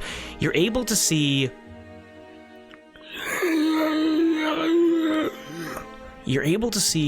a wraith made up of storm clouds. Almost the exact same one that you remember that tried to take over him in the Love Temple. As you look around, you don't really see anybody else here, oddly enough, but you are able to hear behind you to your left in the corner of the building, and you hear someone weeping. I turn to the person weeping. As you turn to the person weeping, you are able to see Rahi Liha, curled up in the corner of this building. She is fully in the fetal position, sitting up with her head buried in her knees. Okay, then I'm gonna look back at myself and I want to kind of either do an insight on what like my facial expressions are. Like the person that's standing in front of me, that's me but not me, I want to like see what their attitude might be. Go ahead and give me that check as I describe what happens. As you watch as yourself, you watch as you walk forward towards this like, so it almost kind of like looking around, almost like you're looking for somebody, and you watch as this wraith approaches you, this like this red and blue coat version of you, and the two of you shoulder check each other, kind of like you bumped into each other accidentally. And as you spin and look at this wraith figure, you immediately half pull out one of your swords and just go, fuck yourself, get out of here. As you then resheath your scabbard, turn your back to the wraith, and then walk further into the into the tiger's eye. Okay. I rolled, I don't know if it really helps at all, but I rolled like 13. A 13? As you kind of caught your own face as you bumped into this wraith, you looked annoyed, like thoroughly annoyed. And even more than that, you looked almost frustrated that you had to interact with this wraith. And Rahi's, like, even if, as the wraith is walking away, Rahi's still in the fetal position crying? Yes, and you're able to watch that as the wraith is kind of like shoulder checked, takes maybe a few steps toward the exit, and then disappears into just like mist and storm clouds. I think what I'm gonna do, I mean, I came into this super angry and frustrated, and as I see like Rahi on the ground crying and like seeing myself in like some version I never expected to see myself in, I'm gonna run to Rahi's side. As you run to Rahi's side, again, just kind of like weeping and crying as you kind of kneel down beside her, what do you say? Are you okay? What's going on? Tell me what's going on. You're gonna get through this. We're gonna get through this. Don't freak out. As she looks up to you, you're able to recognize, you see two things about her. One, there are no wings on her back. Her Stormcloud wings are completely gone. And you're able to see that the pockets where her eyes are, there still aren't any eyes in there, but there aren't any storm clouds, tornadoes, rainstorms either. Her eyes are just vacant black voids. I'm gonna look at her and I'm gonna... Am I still translucent? Like, can she see me? She can, so she looks up at you, and you assume that she can see. You're really unsure, but like as you kind of ask those questions, she looks up at you. I think I feel so guilty. I feel guilty about, Arthur. Maybe I wasn't a good enough friend. Maybe something happened. That's why they decided to jump. With Rhyme ate the fear food because I had to eat the fear food. And maybe that's why they turned into ice. And now seeing somebody else have to go through like pain and suffering. because on my behalf, I just feel super guilty. So I think what I'm gonna do is I'm gonna like hug her and I'm gonna be like, I'm so sorry. I don't know what I'm about to do, but I have a feeling, and it's not gonna be good. I'm sorry. As you say the words, I'm sorry, Rahi, still crying almost uncontrollably, with an incredible amount of strength, pulls you into the tightest hug you've ever experienced and begins weeping into your chest. Is there any way to like try and get Rahi out of here? Like try, because I know we're in a fear state and like I want to try and like, I don't know if there's any way I can like transition out of this. I'm not exactly sure. You're the DM. I want to play your little game. No, you're totally cool. You want to remove Rahi from this building.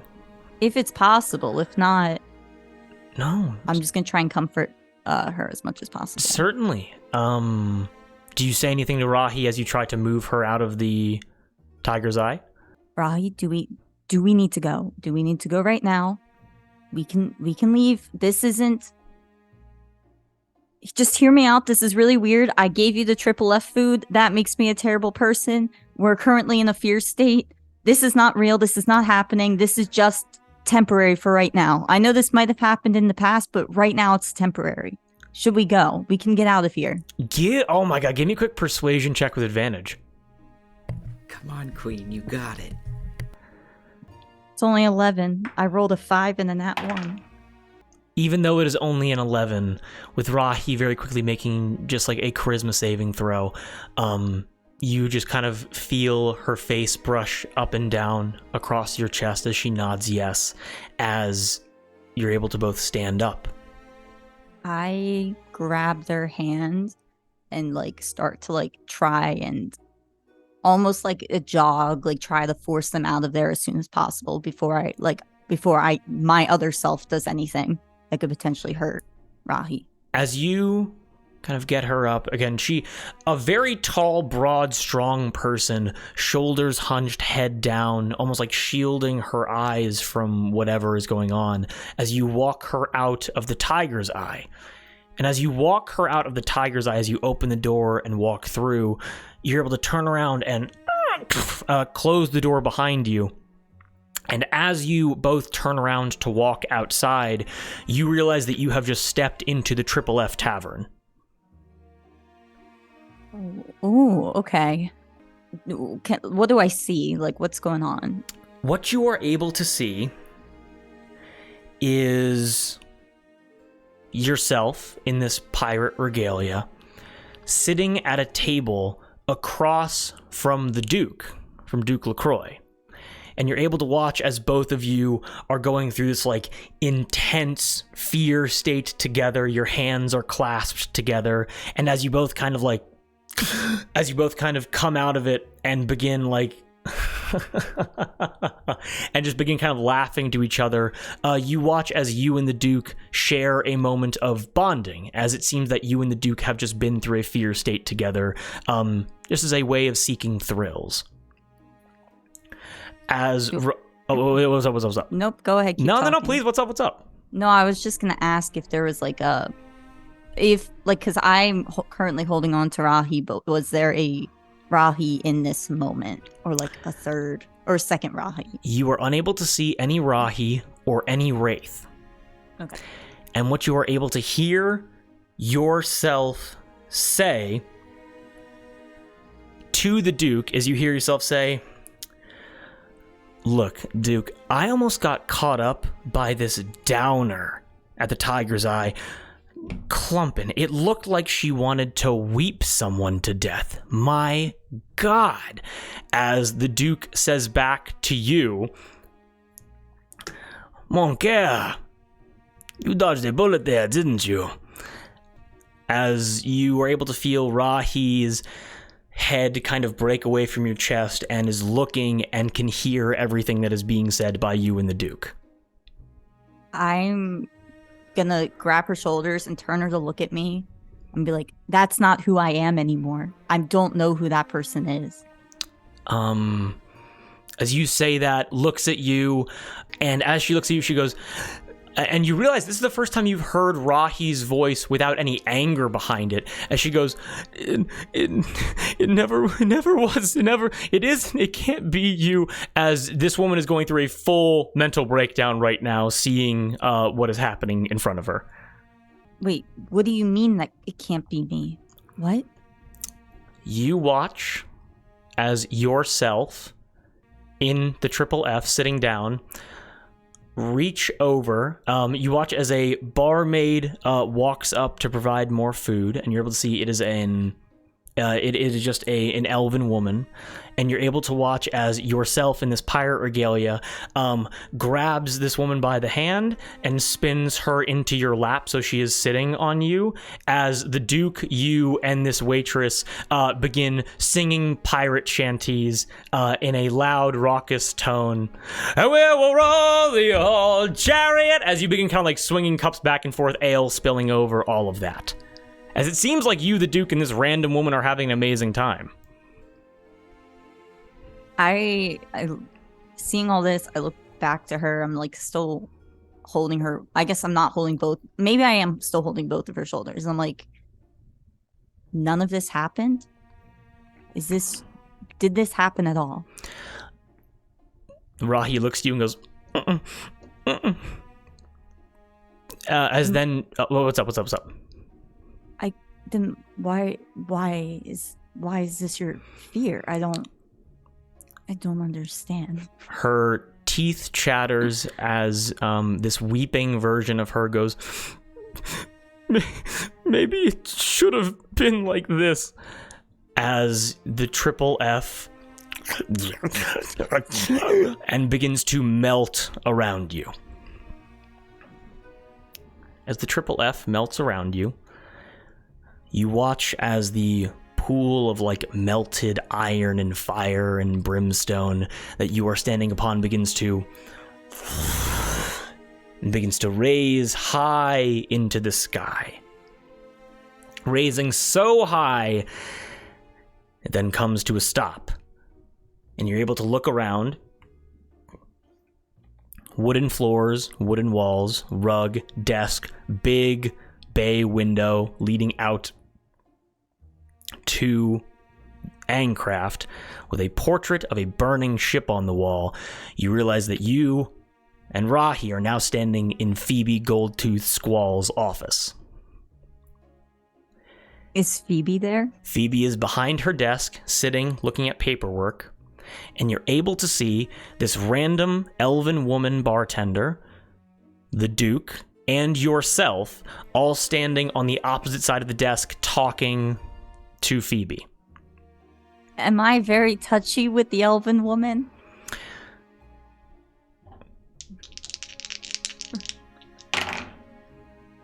You're able to see that your hand is currently on the elven woman's lower back. I like turn around from Rahi and I'm like, I don't look at her. I'm looking the other way. I'm not even looking at myself. And I'm like, Jesus Christ, Rahi, were we together? Is this what this is all about? As you say that to Rahi, Rahi stares. I meant Clumpin, by the way. You're all Jesus good. Christ. You watch as that? Rahi Time to make Jesus canon. Rahi stares past you and looks to this like little entourage of people. As Phoebe says, "Well, I'm glad you came to me with this. We can work things out. Will you really consider robbing from me? I'm happy that cooler heads prevailed. I'm glad to be working with you." As Phoebe signs something off on the paperwork, stands up and extends her hand outward and shakes your hand, her. Can I get close enough to see what's on the paper? Yes, you absolutely can. As you, do you leave Rahi or take Rahi with you? I'll take Rahi with me. I kind of shield them so they don't see it fully. If it's something really bad, I really don't want them to see it, but I don't want them like away from my side. Okay. And it kind of, as you're looking over, give me an insight check with advantage. That was good. Insight, 25. There 25, Jesus. Clearly there is some, as you ask that question to Rahi, even without an answer, there clearly is some kind of romantic issue here, obviously. Right. But you realize that not every situation that you have seen so far has been purely romantic. In fact, it almost looks like you and the Duke are having an exceptional time. And that your engagement in the Triple F, or perhaps your engagement with the Triple F, your interactions with Phoebe, they all seem incredibly positive. Almost as if this is a different life. Especially as you're now seeing Phoebe, as you are able to look over, and as you look down at the paperwork that Phoebe is signing, you're able to see, let me just make sure I get my words exactly right here.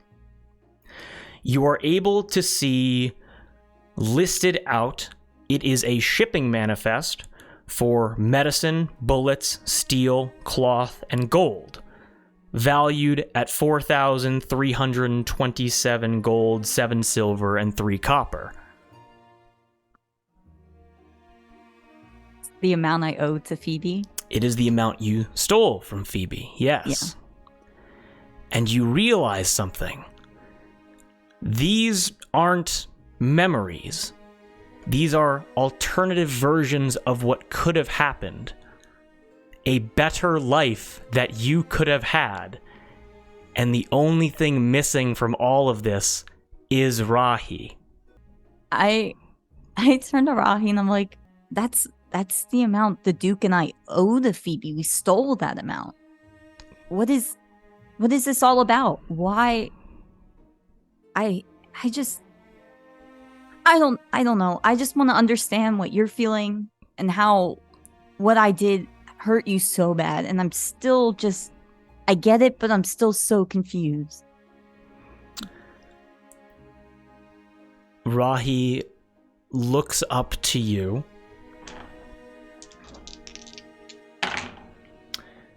And able to kind of chain together a couple words, just goes, maybe it would have been better if I never met you. As she just weeps, she's just crying. Oh fuck. Okay. I turn to her and I'm like, believe me, that's not true. That's not true. None of that's true.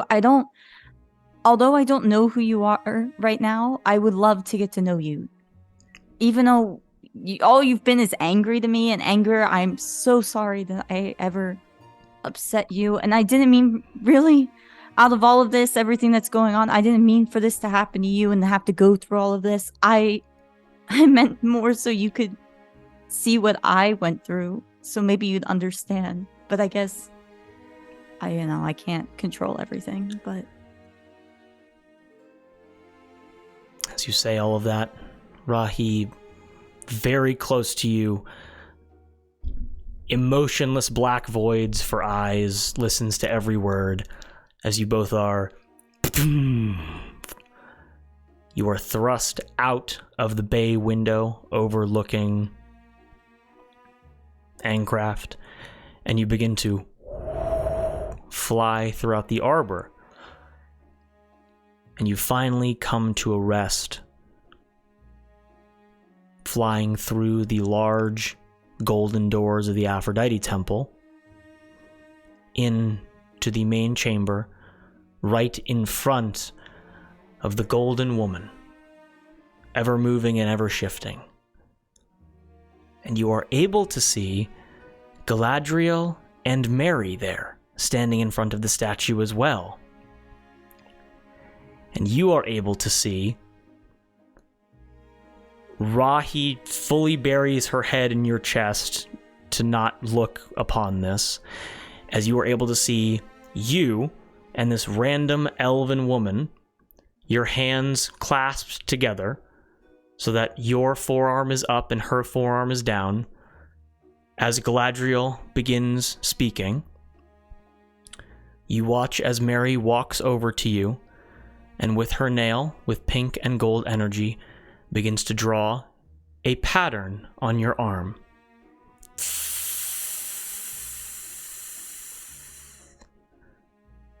As a pattern is drawn on your arm, give me a perception check to see if you can see what it is. Whoa. Oh, shit. Perception, a 12. It's 12? Yeah. You can't exactly see what is being drawn, but you realize that it's being drawn on your forearm. And you kind of like squint your eyebrows a bit, and you look down at your own forearm, and you see the tattoo that has been there for the last several months. The bow of the ship with the skull underneath it. You know what I'm talking about? Yeah. And you think that's incredibly strange. You're like, that's how you kind of like wonder a little bit like how that works. You watch as after your form here in the coat is done kind of wincing, hands are flipped over, so the random elven woman's arm is pointed toward, forearm pointed towards the sky. And you watch as Mary walks over, Galadriel still speaking, as Mary begins tracing a symbol on this elven woman's arm.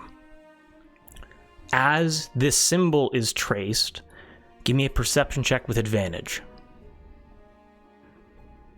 All you gotta beat's a 10.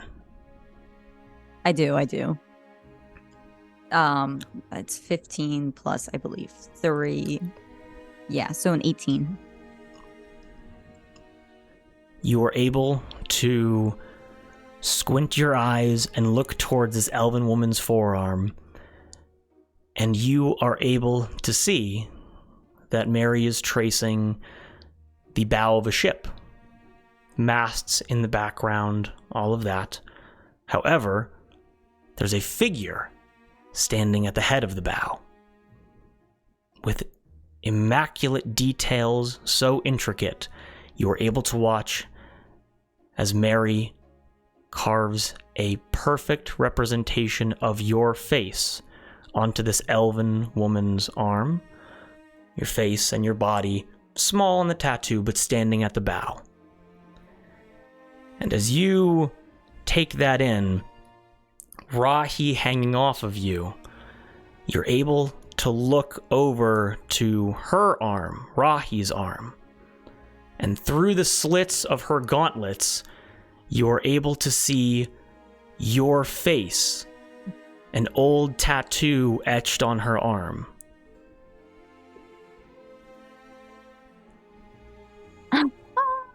God. I'm going to grab her arm and try to take off the gauntlet to like see it, but at the same time I'm also trying to pull up my arm so I can show her the ship with the skull on it.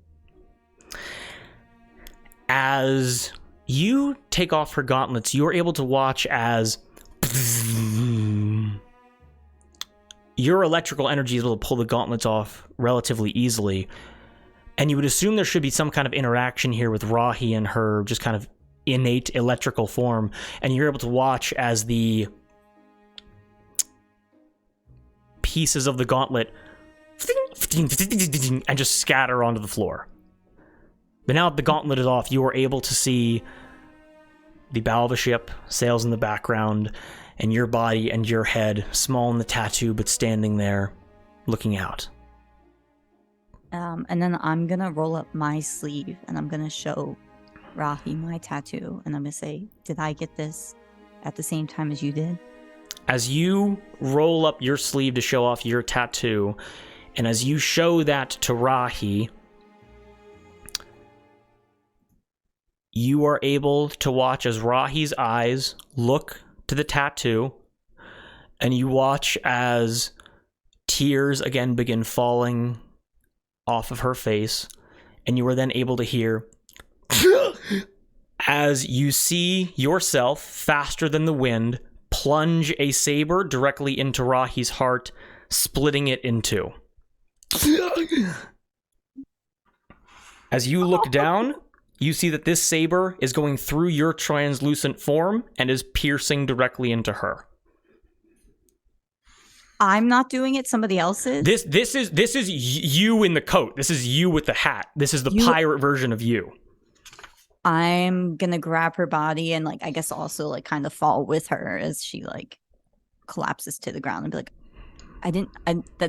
that's not me. That's not me. I wouldn't do this. I'm sorry if I did this. I wouldn't. And like just kind of like mumbling and stuttering, like not really sure what to say. As you start speaking that, not acknowledging your translucent form, the pirate version of you steps into the translucent version of you. So it is almost like an overlaid photo of two figures, and you're able to hear in your own voice as Rahi's arms fall limp away from your translucent form. You're able to hear in your own voice, you say, "In a worse life, I would have been with you." And as the blade is pulled out of Rahi's chest, you wake up in the tiger's eye. I'm gonna try and immediately grapple her if that's possible. Excellent. Now again, just kind of going with the timey-wimey, fucky-wuckiness of this, you will wake up at the same time that Mud wakes up after just one more quick little segment within the tiger's eye. Make sense? Sounds good. And Gab, I got a question for you. Yes. How was that? Not what I was prepared for, but very, very good. And I just Holy shit, Gab, you're incredible. You're so absolutely you did wonderful. so good. So good. That And was so good. just so we can speak the words to make it real, I'm going to ask you a question. Yes. Who was Rahi Liha to you in your past life? I don't know. I guess we were ex-lovers. We were married or something, you know? She I think that's what it was would have been. your wife. Yeah. We said at the first session she came up, did we fuck? Did we fuck? And we did. My wife. My wife. Had your kids, had your wife. As we cut back over to Olive, Cowrie, and Yorda, as you begin exploring the tiger's eye, what do you guys do?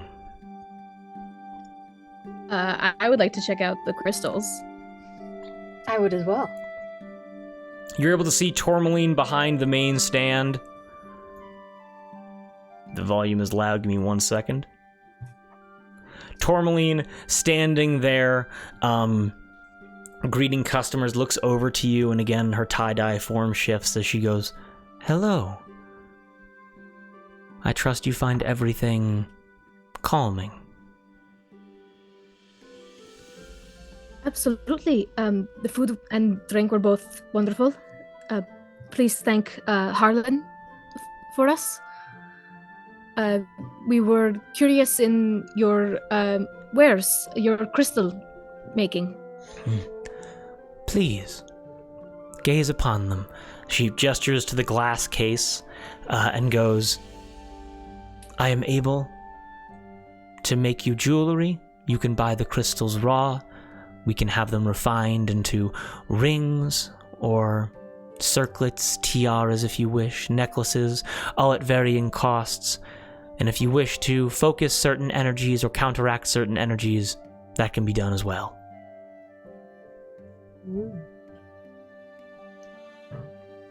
What kind do they have? You're able to see a full assortment of birthstones, like sapphire, rose, topaz, ruby, amethyst, garnet, all things like that.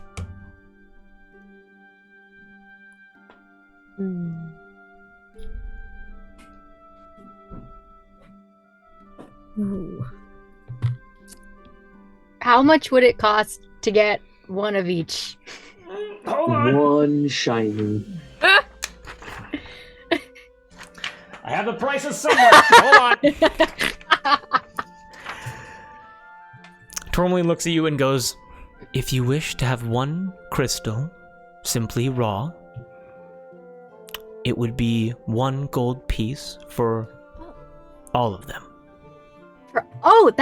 That's much more reasonable than I was expecting it to be. She does look and goes, "Just so I'm not selling false goods. These are not gemstones. They are not as valuable as pure cut rubies or diamonds or things like that. These are rather crystals for energy. They cannot be peddled for more than they have been bought for, unless you're exceptionally talkative. While I probably could manage to sell them for a good cost, most of the things I collect I keep. Tourmaline flashes green really quickly, and then her body continues shifting colors as she goes, then please, do you wish for one of each? Yes, that'd be great. She collects one of each of the crystals, hands them over to you, Cowrie, looks over to Yorda and Olive and goes, anything for the two of you? Do you have any of the coral gemstone? Looks to you and goes, why, yes, we do. Give me a quick, I'm gonna roll a quick check for her. That is 2 nat ones. She goes, whoever would it be for? My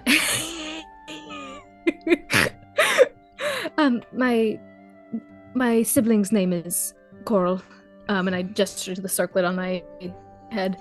He gave me this. I'd like to return the favor, in a sense. Not this specifically. I was thinking maybe made into a bracelet. Oh. Tourmaline looks into your eyes and looks at your circlet and then looks back at you and goes, Olive, I get it now. Yes. Your name is Green. In a sense, yes.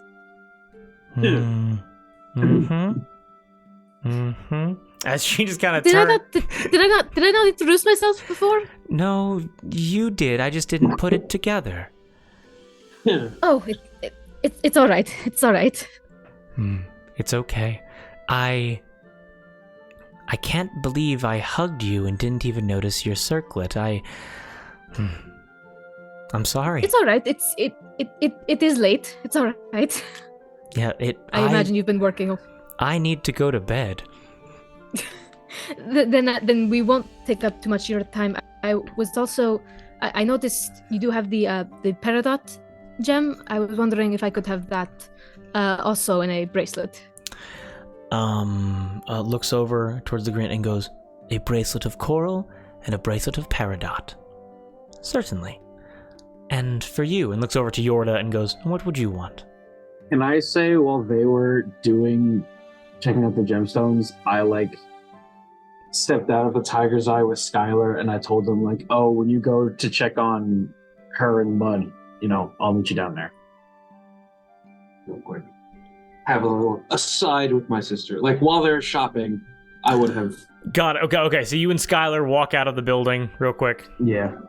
And then what do you say? While they're doing that. So we'll pace a little bit away from the tiger's eye and I'll be like, I don't know why I said that. That was rude to my friend in there.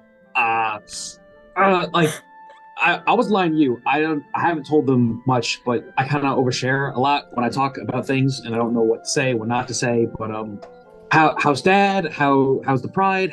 What's going on back home? What are you doing here? What's going on? I could use what's going on. Skylar looks to you and goes, first of all, simply apologize if you believe that you have slighted somebody. I found that is the best way to get back into good graces. And secondly, the pride, and as she kind of gets close and goes, the pride is doing exceptionally. They're doing well.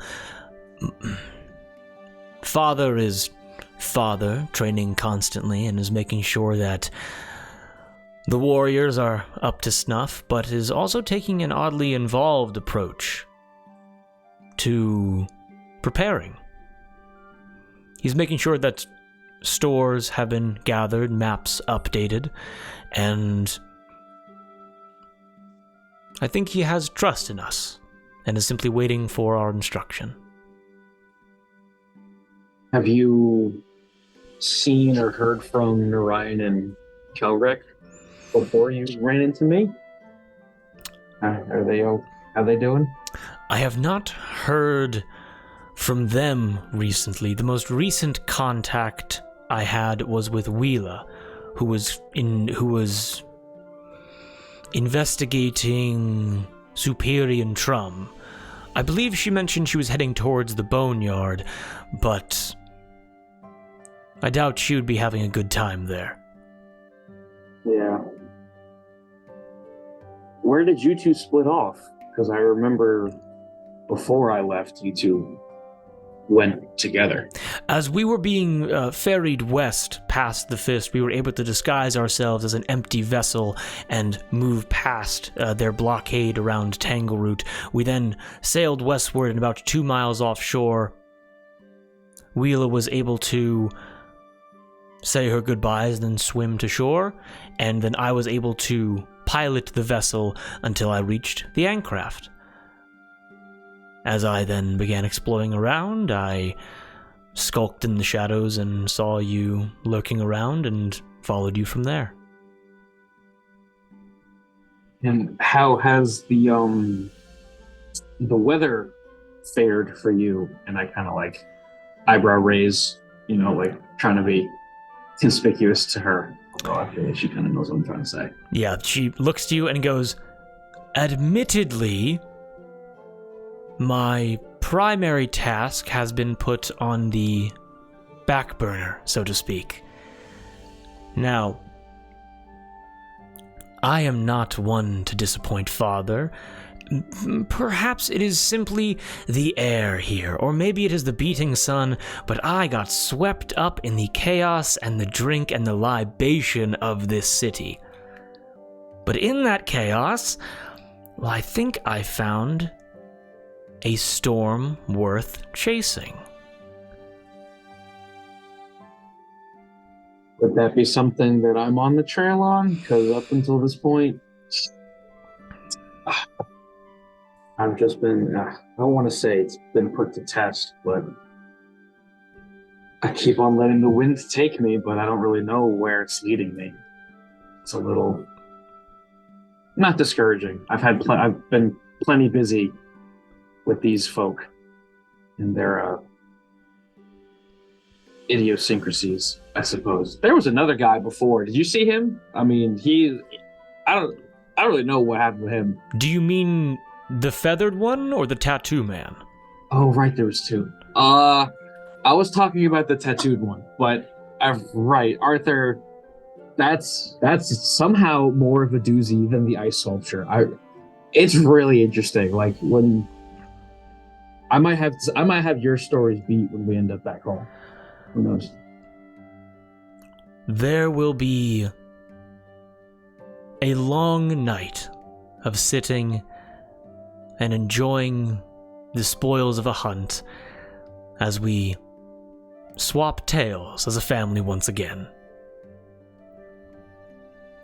And brother, and puts a hand on your mithril shoulder pad and goes, "There are some storms that can be seen from miles away. And there are some storms which cause rain and thunder even as the sun is beaming down upon us. But what do these storms have in common? They're storms nonetheless." Yes, they are, and it is the wind that brings them together. Even if you cannot see the storm gathering, trust that it is. Right. That's Father talking.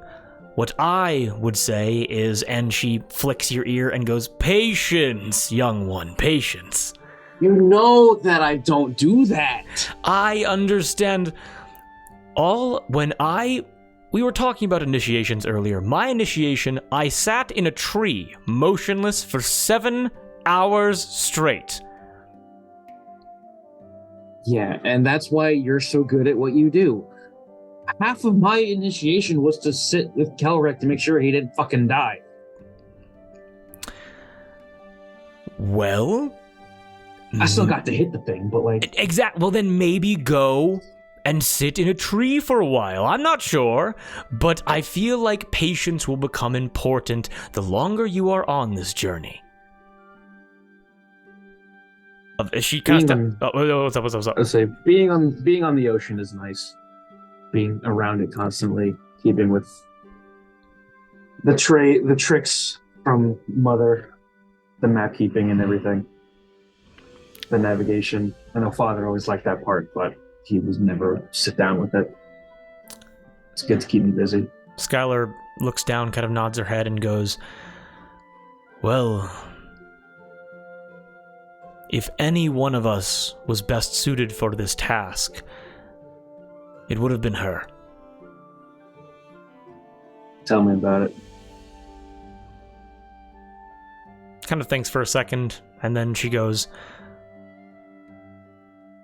"You don't think that's why Father sent us, do you?" I don't know. I always assumed, 'cause I'm the closest in our little bundle of joy to what Mother was best at, so, but I'm not sure. It's all that thinking is, that's why he's in the position he's in, right? He does all the planning and the advanced thinking. And it seems he sent the best 2 people for the job. Definitely better than Ryan and Cowrie. Definitely better than Ryan and Cowrie, yes. As you two laugh and continue your conversations. As Cowrie and Olive, you guys watch as Tourmaline is able to, with a wonderful rainbow energy, craft for you, Olive, your bracelet, and I believe it was a necklace? You are 2 bracelets. I know. 2 bracelets, yeah. 2 bracelets crafted. As Cowrie, you received 1 of each crystal raw. I am also going to get, I'm looking at a list of birth notes. I'm going to get, I'll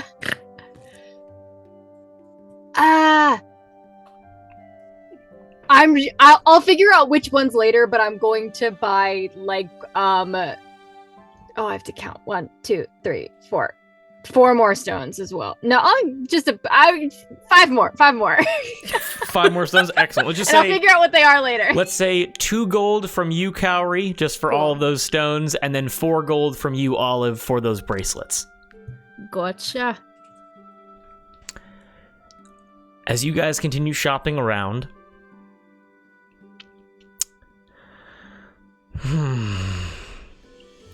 give me but 1 second. And Kate, can you please respond with just a thumbs up or a thumbs down in your texts, just for me, okay? Secrets? Text or messages? Text. Text? Just your iPhone, okay. Yeah. I didn't get it. I didn't get a text. Oh no, I got a text. You got a text. Got a text. React. You want thumbs up in text or thumbs up? Yes or no? Yes. In text? Yes, in text. Yes, in text. Okay. In text? Okay. Yes, okay. in text. Okay. In text? Yeah, yes, in text. Yes. We got technology. Technology. I sent. With that, Cowrie and Olive, you guys are able to take some time as Tourmaline looks at both of you, locks eyes, and her face flashes pink for but a moment as she goes, "Allow me to excuse myself," as she turns and walks away to give you guys privacy. I turn around and notice Yorda is gone. I'm like, well,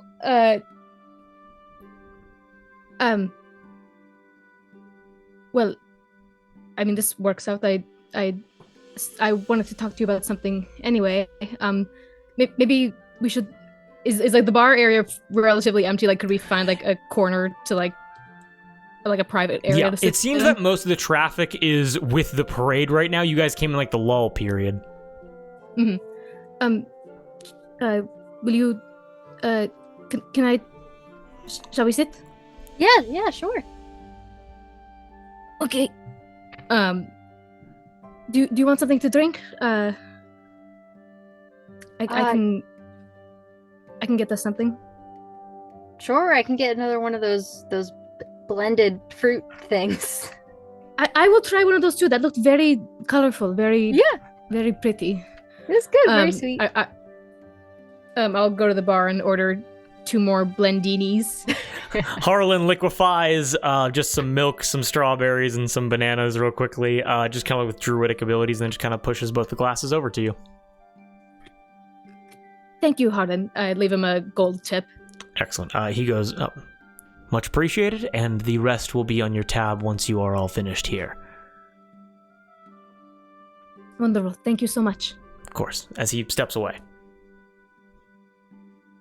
And I will retreat into a little corner booth. I will come with you. Sit down, kind of like run my hands along the condensation of the glass.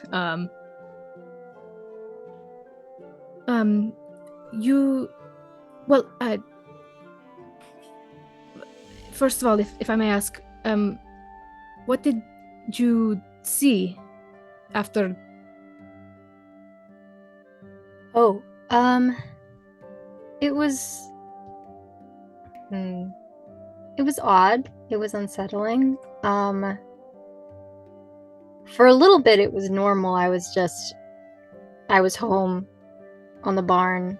I saw Landon and Barnum again, but things were slightly off. When I played my lute, everything kind of unraveled. And Barnum jumped out, and there were a lot of dwarves who I think were the Aturs, which I don't know what they were doing there, and there were these statues with these big, and they yelled really loud, and it stopped my heart, and it wasn't fun, but it's over. The experience I had was also not fun. You got jabbed with one of these?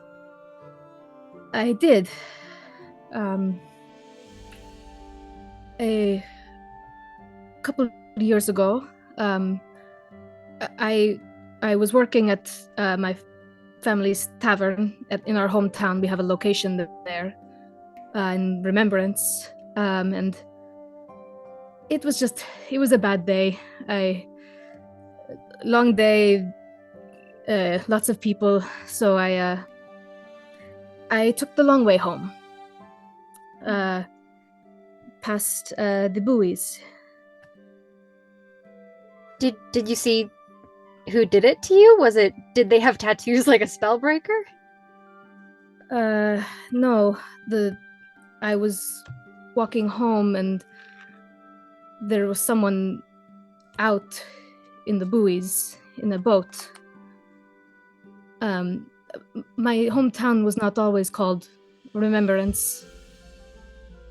I don't remember.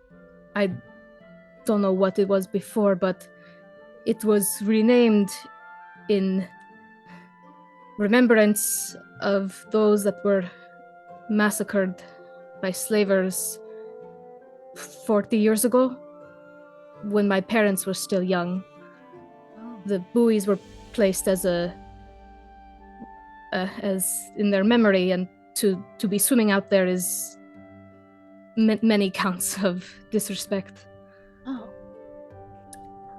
So it was late. I don't know what I was doing, but I swam after this person, and was what looked to be a water genasi woman, but she was holding her breath under the water.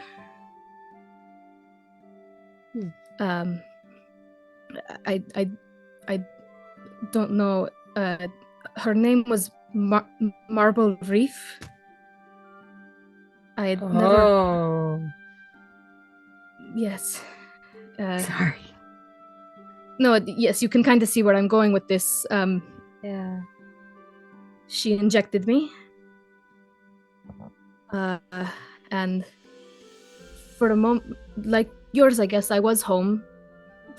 At least what I thought was home, but it turns out I was home, but before it was remembrance. Oh. Before, like pre bad stuff, or like in media res? I believe pre bad stuff. And there were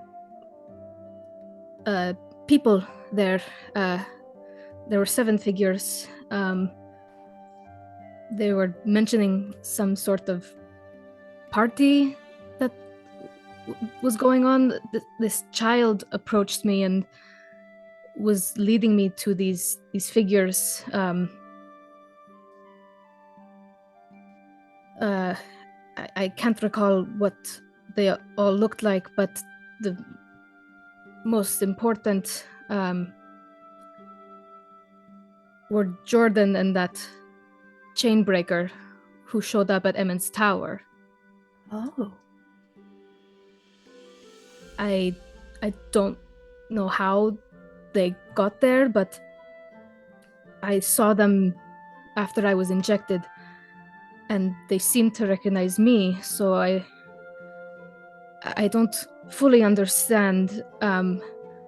And when I woke up, I had a piece of paper in my hand that I left in Yorda's room. I wish I had with me, but it said signed M.R.P.H.D. Oh. Was it just that, or did it say anything else? It was just that. So I imagine whatever Anna injected you with is similar to what I was injected with.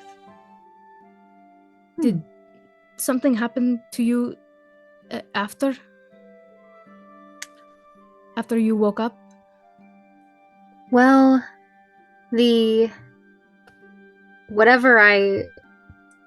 when you described the spells to me that I was casting while I was unconscious, I think from what I can tell, it sounded like a mass charm person and a mass irresistible dance, and I have never had magic that powerful. I don't know if I could. I don't think I could still do it, but I've never done anything like that before.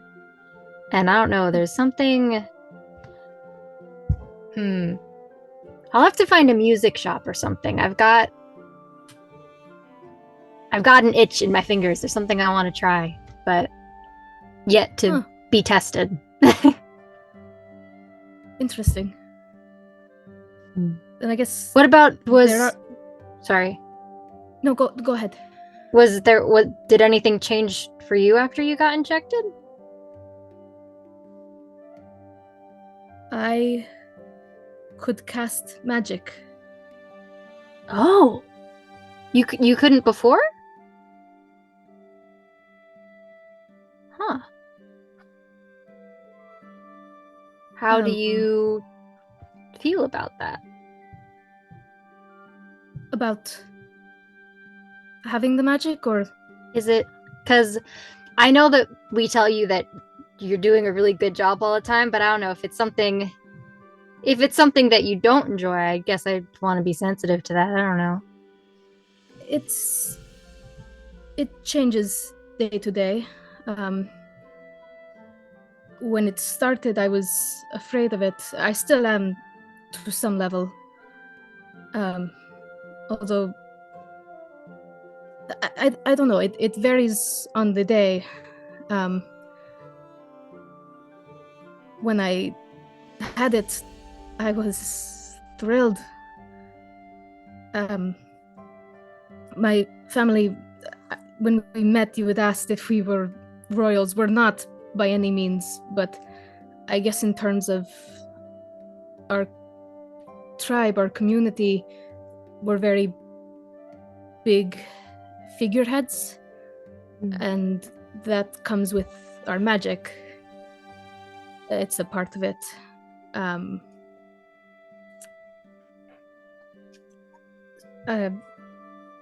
when a member of my family becomes of age, we are given a ceremony. We are in traditional clothing, brought out into the ocean, and meant to cast magic for the first time. I was not able.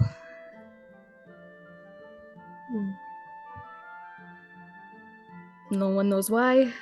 It didn't happen. And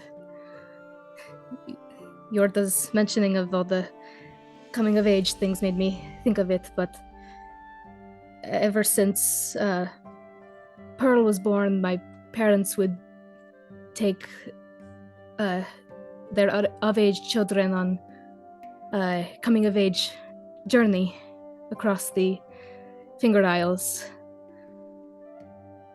I did not get to attend my year. I'm sorry that... I don't know if I'm sorry is the right phrase, because, well, because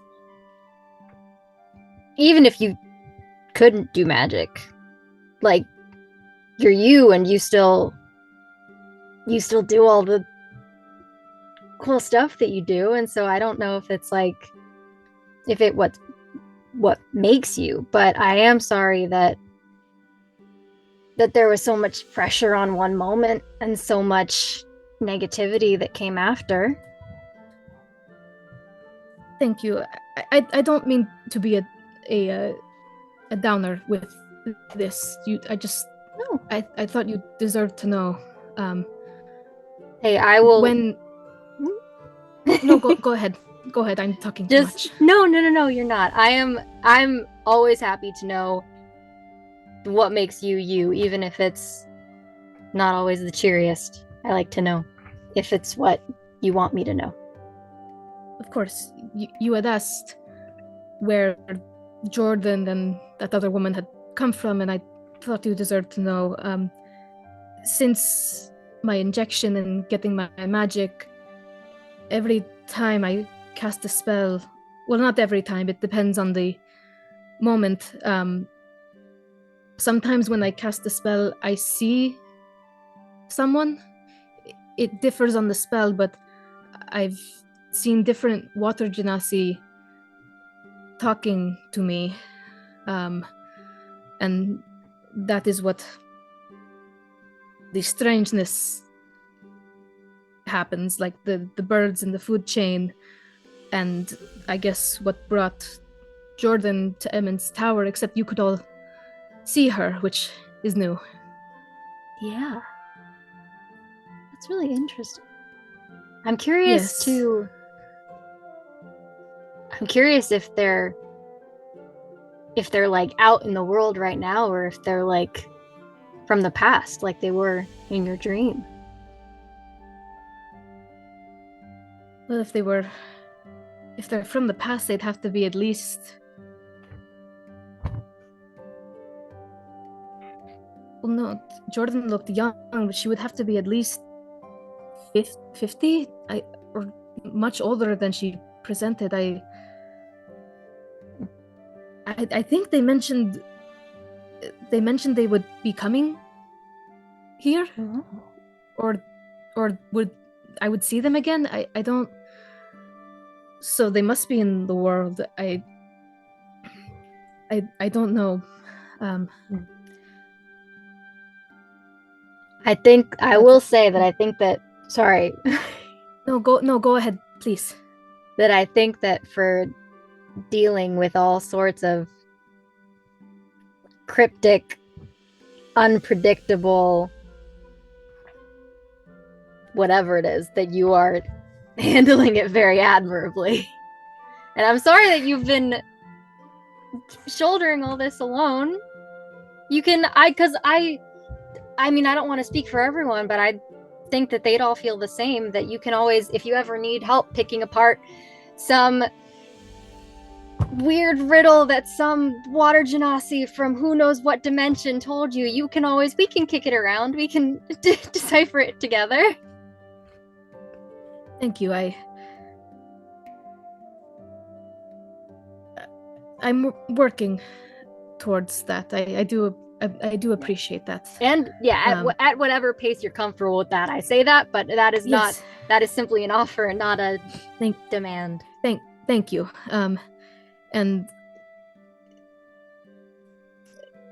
now that you know this, I guess it explains why things with my family are, at least what I won't beat around the bush. It's I know it's weird when I talk to them. Every family's got their shit. That's true. Coral was always understanding. Well, I'm glad that you had which I appreciate. Thank you. And thank you for listening to this. I imagine that if you have any questions, please, I'd be happy to answer, or if you have any thoughts. I know I've been rambling for a while. I'm always happy to listen to you ramble. I don't know, I guess to be seen if there will be any further effects, but if anything comes up or if I think of anything to ask or that might be helpful, I'll come to you. Thank you. Yeah. Thank you. Oh, and before I forget, I gesture for your hand. May I? Sure, I give you my hand. I take out the bracelet made of peridot gems, and I slide it onto your wrist. Oh, it's beautiful. Thank you, Olive. Of course. There's I gestured to the circlet and then to your wrist. We match. Oh, I love that. That's so cool. That's awesome. I love that. It's a very pretty color. And I gesture to, I hold up the big bag of rocks that I have. And I say, I don't have anything yet, but I do have a jewelry making kit. You've already, I gesture to like the like silver on my boots. You've already given me something. I wanted to return the favor. Well, you're getting something anyway. I promise. But thank you. Of course, I will hold you to that. And my fingers are still on their wrist. And I don't make any move to take them away or even like move at all unless they tell me to, but just kind of like in that position, I say, we should check on the others, perhaps? Yeah. Yeah. Cowrie kind of like looks at the bracelet and looks at your hand and looks at you and kind of like fidgets for a second and then is like, I'm gonna go check on them, and gets up and leaves. Okay. I'm coming. Thank you for the bracelet. That was really nice. And it's just of course. hold on. I'll come.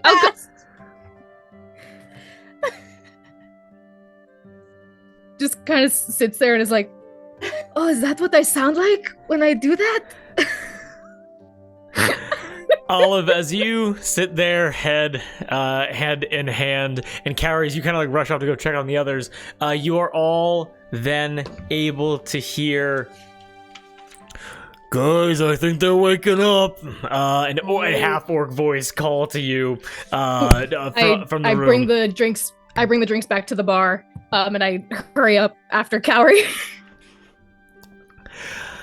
As you all sprint all up the stairs, Skylar looks to you, and goes, all right, after you, and then runs after you as well.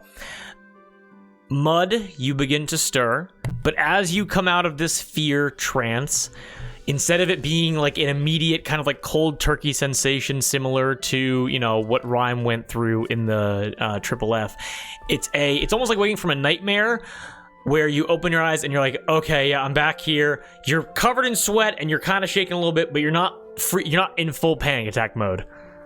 Okay, Mud's hands have turned into claws while he was like going through the shit, and so there's just these deep scratch marks in the wood around him. Deep scratch marks as you begin to come back to yourself as you breathe deeply. Gregor, who is the only person there as Yorda, Cowrie, and Olive bust in, they are just able to see the faintest hints of sharpened fingers begin to retreat back as it becomes normal hands once again. And he will just curl up into a fetal position. Hey, buddy, how's the back of your head feeling? Ow! Ow! I have like a goose egg the size of my fist back there. Ooh.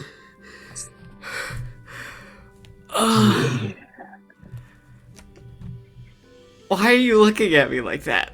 What are you talking about? And I'll put like my panda, my Kung Fu Panda paw on the back of his head, and I'll like lay on hands him so he like is him. As just D-swells. Doesn't even take away any from that. You're just able to help out with that real quick.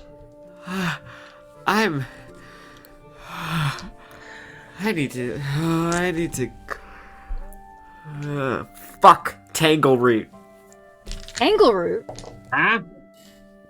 As Mud says that, you guys are all able to watch as her and Rahi begin to stir as well, as Gregor kind of takes stands up and kind of backs up a little bit because he's like, this isn't my job. As Rahi, you begin to stir as well. What Rahi says is,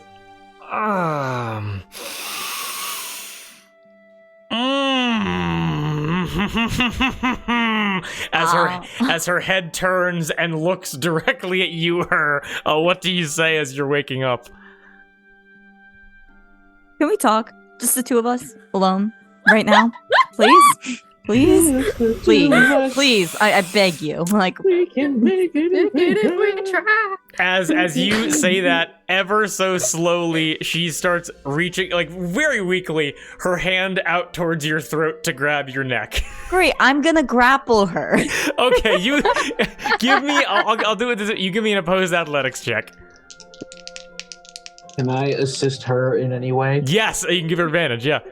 I will do that Thanks. because I was ready to Okay. like bonk a bitch if she made a move. It's a 13. 13, she got a nat 1. As you just kind of slap her hand away, because like she's having a hard time like moving right now. How do you grapple her? What do you do? I quickly scrambled to my feet. Well, first I like push the hand away, scrambled to my feet, and like pick her up like a baby, and like try to like hold her like chest over so she can't like move her arms. What? you pick her? Like, What? I like. No. I'm not knocking the idea. I just cannot picture in my mind's eye what you just described. So you like scoop someone up like a child, but I'm gonna like wrap my arms a little bit tighter to try and grapple her arms down. Okay, perfect. So as you kind of just like get around her, you go for her legs and for her arms, and you're kind of like you go for like a widespread stance. You're like laying on top of her, but you're making like a T. You know what I'm talking about? I'm like holding her like this, you know? Exactly. Like she's like vertical. We're making a T shape. So you're able to grapple her, and she's like, fucking whatever, dude. Whatever. Fine. I'm Hey everyone. Great to see you all. Great to see you all. Where would be the best place to talk to someone privately, but also have you guys close by just in case anything happens? We can explain more in detail later, but We just go back upstairs, downstairs, whatever. You can have the room. We can wait outside. yeah. And if you hear Shannon, you know what to do. And Can we get food? Can I get food, please? Yes, you can get food, Mud. Thank you. so there's no beds or chairs in the rooms or anything? Well, like, there are small tables, but it's all very much kind of like hippy-dippy, lovey-dovey of, like, large beanbag chairs that you're supposed to, like, cuddle up in. Know what I'm talking about? Great. I'm just gonna prop her up in one, and I'm gonna stand on the opposite side of the room. Okay. Excellent. As she's kind of like propped up, you see her just kind of begin like rubbing her temples, rubbing her face as you're standing on the opposite side of the room. What do you say? Are you okay? No. Because I'm talking to you. That is... Your feelings are valid. Everything that you're going through is valid. Yeah, I'm a piece of shit. I think. But I'm not anymore. I don't think I am anymore, at least. And can we also clarify that version of me, although like kind of hot, is not as hot as I look right now. Can we clarify that too? Okay, give me a performance check. Give me a performance check as Rahi stands up and goes, and like as you say, like, I'm not an asshole anymore. As you say all that, Rahi stands up and goes, "You're not an asshole. You weren't an asshole. You never were an asshole." Which is why it pissed me so bad. It pissed me off so bad that you just up and left. You don't. As she stands up and you see her wings begin to grow slightly as she goes, I woke up in our bed, and you were gone. Your side of the bed was turned down. There was a letter there, and you were gone. And this is after most of our friends died. This is after we robbed Phoebe. And you were gone. And you know what the fucking worst part of it is? Is that in the letter you gave me, that I still have on the fucking Cat 5, you didn't even tell me why you left. I didn't know what happened to you. It was some kind of riddle poetic shit. Like that was supposed to mean something to me. Okay. Well, I don't remember much, but what I saw in the triple F, and after I ate that food, this is gonna hurt you, and I'm so sorry, but I don't think I would have wanted you there.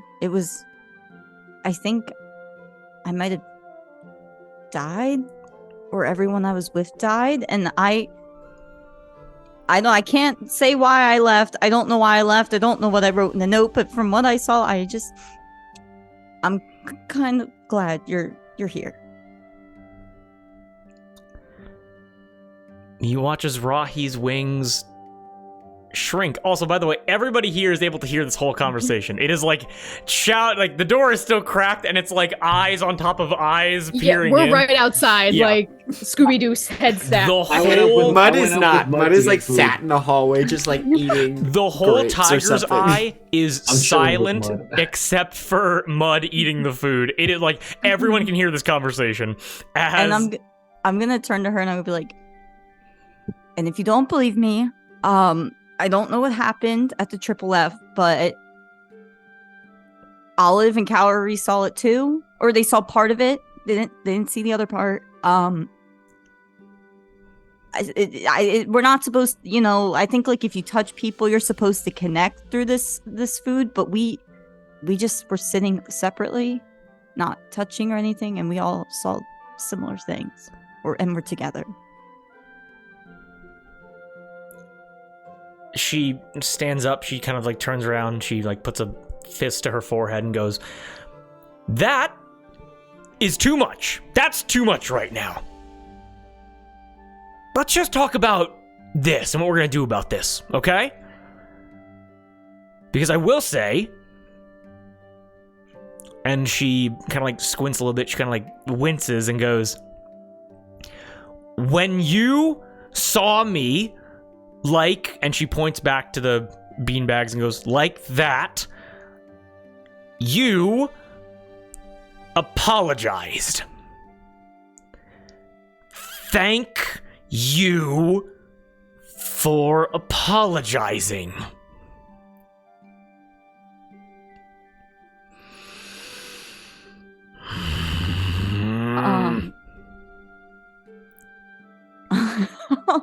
I slowly walk over to her, but still keeping distance.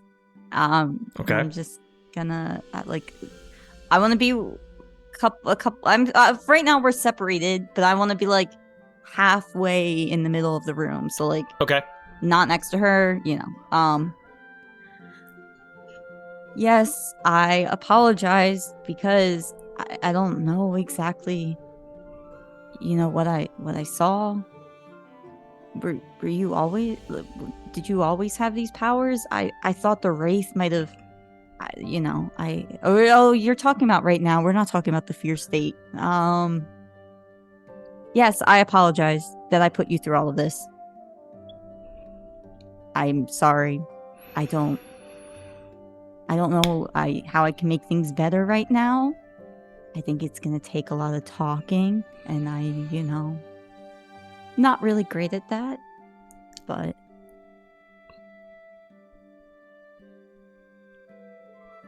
listen, Char, we need to make something very clear between us. wait, can you answer me one question? Is my last name Liha too? She kind of looks to you and goes like, I have to explain everything to you. You don't know anything, do you? I've been trying to tell you that the whole time. Jack shit. Nothing. Dear Clumpin' Above gave me nothing. I'm an empty book. I really am. Let me tell you something. I'll tell you this right now. We had a Clumpin' Cleric on our crew. I've never been more frustrated with an individual in my whole life. Would not shut the fuck up.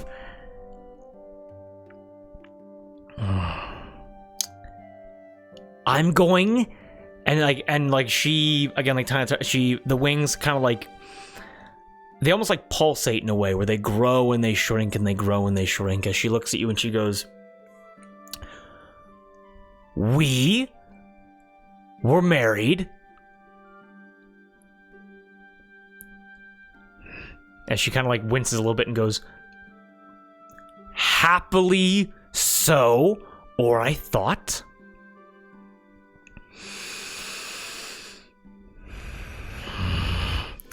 And I have to explain to you our marriage and everything that happened, don't I? I have to relive all of it. Or we can start over and build something new. Maybe something better? I don't really even... I would like to get to know you. I think I just right now I don't have anything. She kind of like looks around. She just kind of says to herself, why couldn't the Duke have just done all of this for me? She looks back to you and goes, I'll tell you the big stuff. But if you want to start from square one, well, we're going to have to do that the proper way. The pirate's way. And we're going to have to clear the air. Rahi, I'm gonna tell you right now. I somehow found out I was a captain in whatever that life was before. That is not me. I don't know what I'm doing. So if you could explain what you're trying to say to me, that would be fantastic. I don't even consider myself a captain. I don't like the name Hurricane. I don't even know how I feel. I chose that name for you, you ass. Hey, it fit with the Cat 5 though, so it makes sense. You know. Yeah! It does make sense, doesn't it?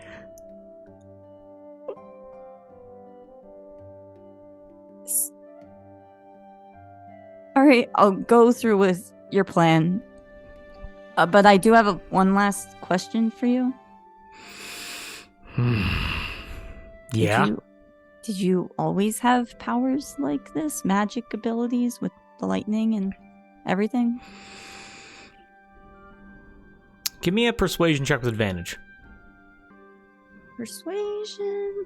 18? Rahi, her armor clinks together as she turns and faces away from you. She turns her head, so she's giving you side eye, and she says,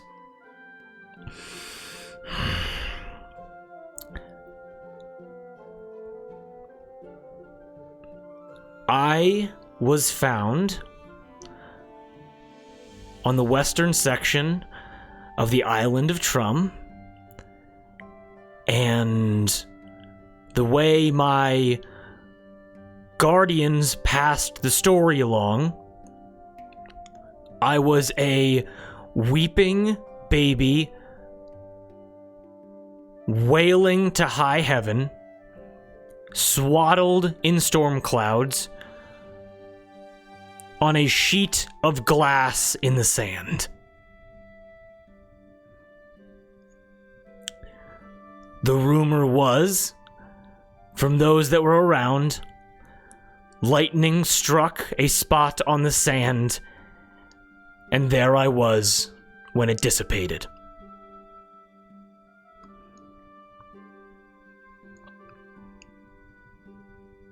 How old were you? 0! I presume that's how I was born! Are you allergic to good conversation? To be fair, given what I've gone through, I think it's a valid question.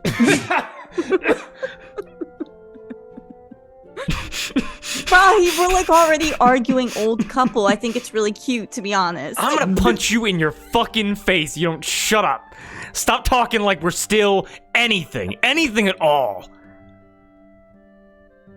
Sorry.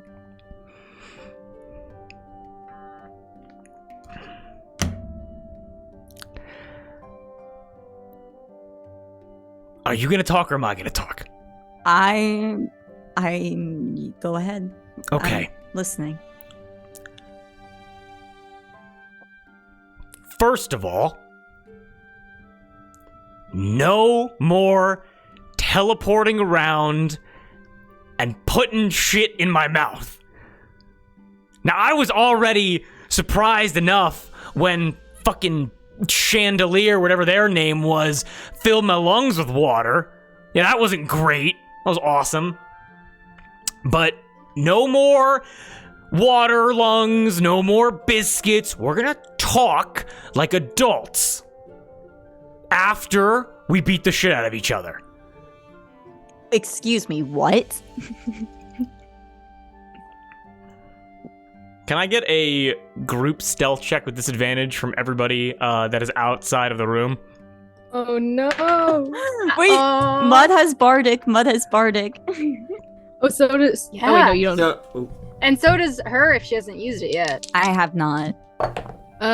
Stealth with disadvantage. shit!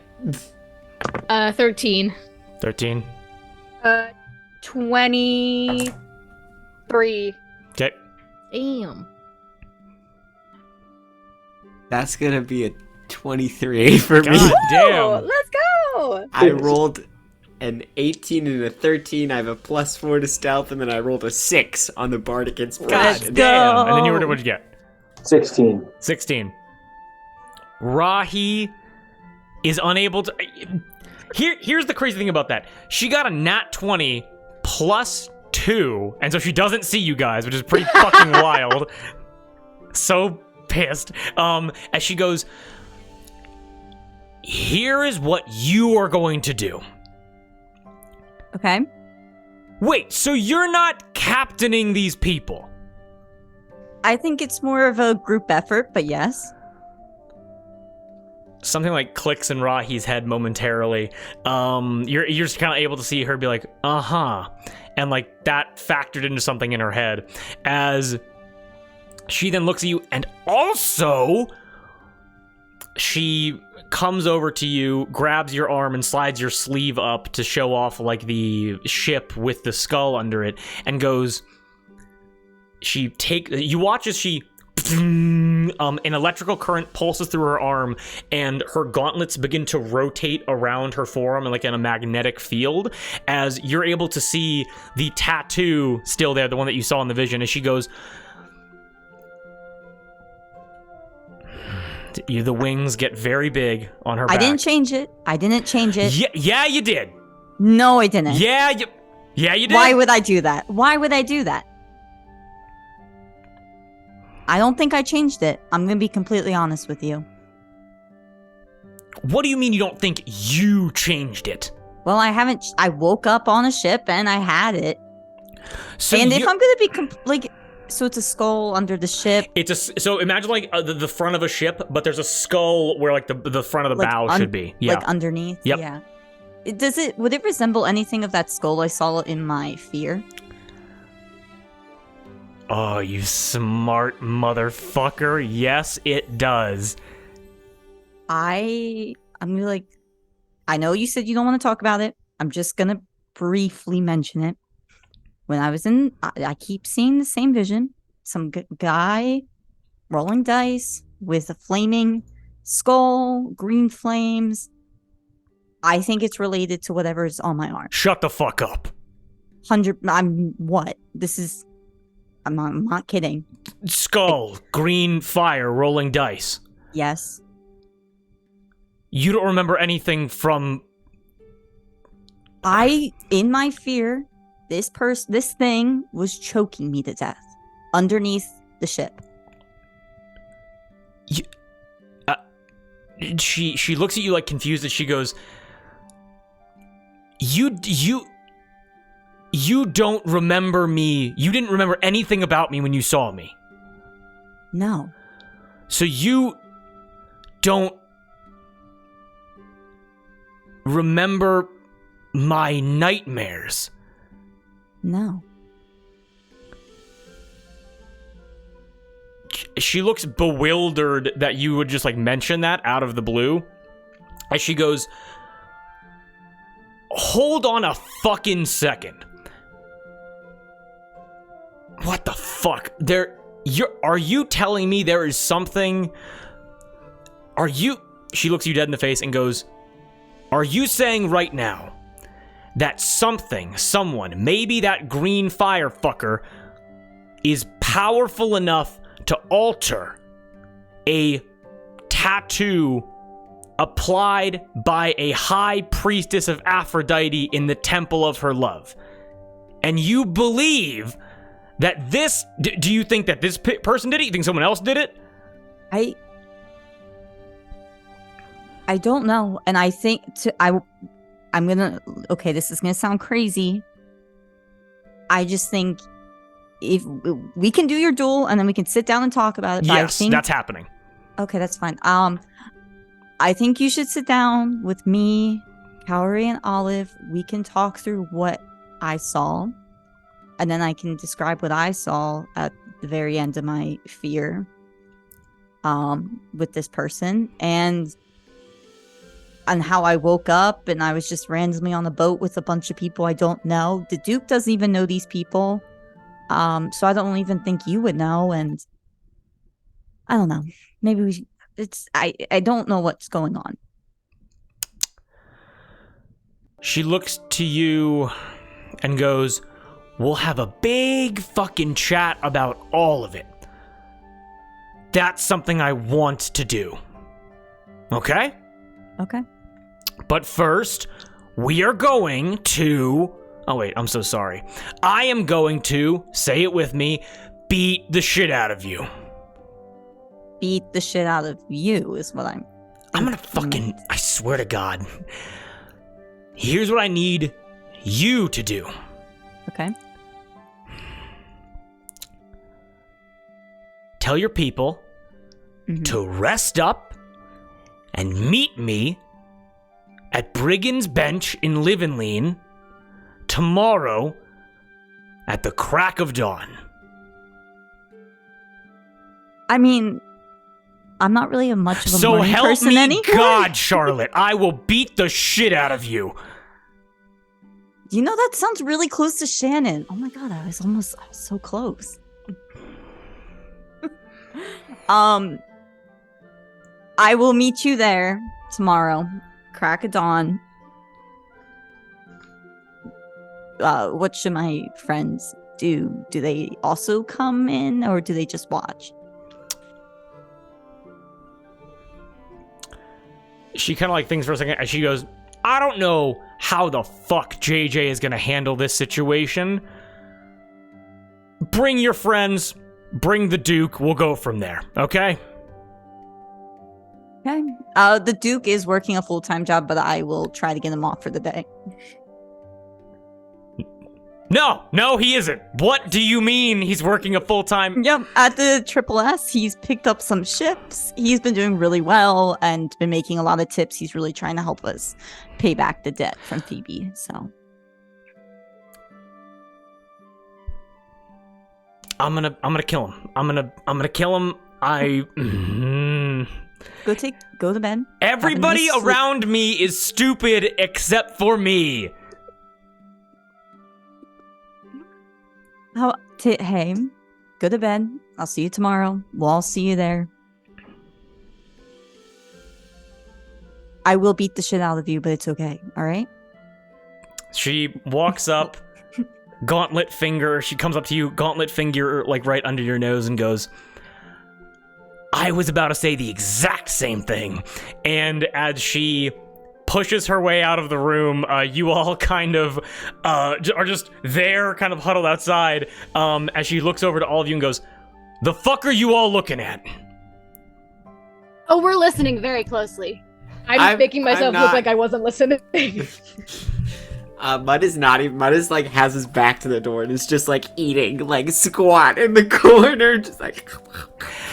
As Cowrie, as you say that, Rahi walks directly up to you, and Rahi like towers over you, goes right up to you, and again looks down at you and goes, you were very easy to remember from the Wealth Temple.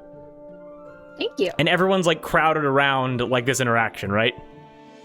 Mm-hmm. Yeah. That's because your face is very beautiful. Whoa. That is very nice, but as I said, I was eavesdropping on that whole conversation, and I did just find out you were married to my friend, so... I just start pushing Rahi out the door. I push Rahi out as the you door. As Rahi finishes and says, don't make me change that. Well... Is it your first time being threatened or something? What the Absolutely not, but we're family now, and this is how... It's family threats, and those are different. Welcome to M.O.C.H.Y. Wait, it works, Rahi. It starts with an yes, R. Right, we lost our R got kidnapped last night, so this is kind of perfect. Welcome to M.O.C.H.Y. Rahi backs up and looks to all of you, looks to Cowrie and goes, this is what I'm working with now, because life is cruel. Hey, they are very talented individuals, and there's a lot to explain, and some things you might not believe. but I think we're pretty special. And I would very much like if you would come along eventually. Rahi heel turns, points her finger in the air, and goes, "We'll see tomorrow! We will see tomorrow!" As she just fully storms out of the, tiger's eye. You were able to hear her wings are summoned as she then and takes off into the sky. You know, I was a little jealous of that comment, but it's okay. We're gonna work through our feelings. How are you jealous of a comment from a we don't gotta talk about it. It's all subconscious. A married couple for we're gonna years. We'll catch you up on it. It's gonna be fine. Dawn, first thing in the morning. Brigand's Dock. I think you all probably heard this. Oh yeah, yes, we all heard every word. Yeah, good, perfect. Mud, I'm sorry that I drenched you earlier. With the water on the cart. I was just in a bad mood, no hard feelings, but we'd love to catch you up on everything soon. Yeah. Oh, okay. Cool. Do you want a grape? Sure, and I will take it. And as you take that grape, a nice small little exchange of friendship between Mud and her, Rahi's fears revealed. You got a location for tomorrow morning. A fight is upon you. And that's where we're going to end tonight's session. Whoa. I could watch her and Rahi for a million years. You guys are so fucking entertaining. Oh my god, that was incredible. Ladies and gentlemen, are we all having a good time? Yes! Yes, and oh yes. My god. Drew pulling out of his ass, "Are you allergic to good conversation?" was so good. So good. So good. Sorry, no, the "I'm an empty book" from her was so funny to me. I am an empty book. There's nothing there. I love Charlotte. Personally, Charlotte. I know, it's really cute. Man. I totally fucked up though by saying Hurricane was a shitty name. I didn't know. Gave you that name. Her has the opposite of Riz. In game it was 100%. a fuck up. As just like an out of game, as like dialogue goes, fucking killer. So yeah. good. You know what my theory is? I think... No, Nico. How did the baseball game go, Nico? I clicked on it twice by accident. Oh god. You're all good. God. My running theory is that her was got by M.O.C.H.Y or some shit. You know, 100%. Something when like Rahi that. said riddle, I was like, 100%. And my riddle's 3. I know I was actually gonna ask what the riddle was, and I totally forgot. But we're gonna have. Thank God, because I have it written down, but I do not know where I have it written down, so I gotta dig that up. Well, it's a mystery to us all. We're gonna have it. I'm gonna write a note after the battle. Probably 2 sessions from now, I will ask. oh my god. And Nico, that was so good. Oh my god. Yes. Everybody was Yay. amazing Yorda tonight. lore. Sus. Yorda. Sus. Sus. Sus. Sus. Sus. Sus. There's an imposter among us. It was so Let's see good. Baka. Because and to be honest, and as a DM, I have to talk a lot.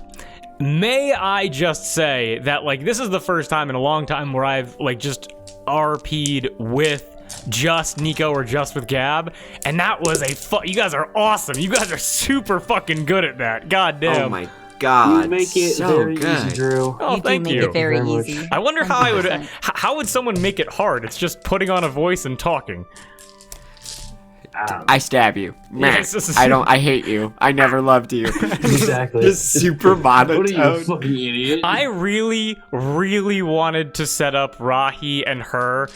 If it's not coming through, please let me know. Of these two, Rahi does not like her, but loves her. Do you know what I'm talking about? Yeah. We're like an old married couple. That's why I said it. Oh yeah, no, you for some reason left her in the middle of the night without telling her that at all. So there clearly is some animosity there, obviously. When Rahi says something that in theory, should be kind, but says it so furiously and so begrudgingly, it kills me every single time. Yeah. So So good. fucking So You for apologizing. Yeah. I was like, what the Just like hell John- do I say to that? I can't say you're welcome. That would just make her more mad. Well, I think it's a matter of like clearly from, and like I'll just say this for free. Clearly in Rahi's fear, and this is something to like think about. She is able to feel other emotions like fear or sadness or loss, obviously. Right. But why is it that when she is in like her physical form, all she can really express is frustration or anger? That's a good question to kind of keep in the back of your mind. Gotta bring it up to Skylar when you all aren't sus anymore. Nico. I don't know what you're talking about, man. We're just some cuddly cats. I also don't know why I mentioned why when I don't know why I brought it up when I said I'm not a morning person, but it was so good. It was to be fair, so good. Kate sent over a link yesterday from a YouTuber that like was a bunch of like 50 different questions. Ginny D. Shout out to Ginny D. Ginny D slaps. So good. I love Ginny D. I did it, and one of the questions was, are you a morning or night person? And like immediate answer, night person. And then this question comes up the next session. Well, that is so goddamn funny. The fact, because like I love how her is like very like high charisma, low social ability, where it's like, in what way, with what you just learned, with what you are talking about with Rahi, in what universe is that an appropriate thing to say to what she is demanding of you? It's very realistic though, you know. Yeah. Of just being like, yeah. I'm not a morning person. Like I was thinking about it last night because this character's gone through a lot, but also I've messed with this character so much that I literally started with nonverbal to like full conversations.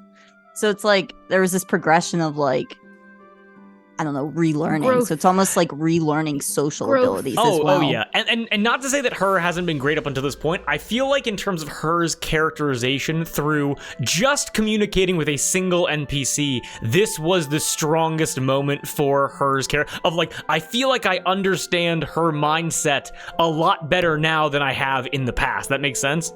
Yeah.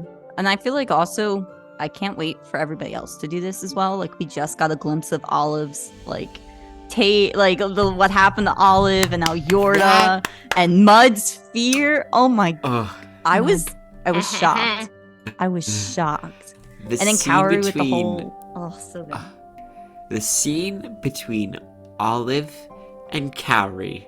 My heart. I will never not ship these two. My heart. I'm like, Cowrie, fucking give me a fist bump. Give me a fist bump. Give me a fist bump. Oh, there you go. I'm above you. Wait. Shit. Yeah. Olive, make Olive rain. That was so sweet. Oh my god, that was the cutest thing in the world. Goodness gracious. Thank you for letting me trauma dump. Trauma dump. Do I get your playlist now? Yes, you do. Yes. Yes. Oh, I'm so excited. Wait, what? What? Kate has not allowed me to listen to Olivine's playlist thus far, and now I finally get it. She told me it would be soon, and now I get it. I love that. Olive will reign. We love it. Cowlie. That's so cute. Cowrie. Cowrie. It's just tonight was so good. It was so Everyone good. had so many great moments tonight. Holy shit. So good. Holy shit. You found a little bracelet. That's so cute. I already put it in my big list of trinkets. Aww. This is all my trinkets. And along with the batches of rice. This list here. Oh, that's absolutely wonderful. That's so long. Oh my goodness. I keep track of every single thing. That's it. Insane. Watch me.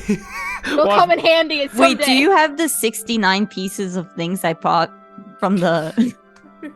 Yes. From Beans, the sachets of spices, small clothes, 61 from Moon Festival crowds.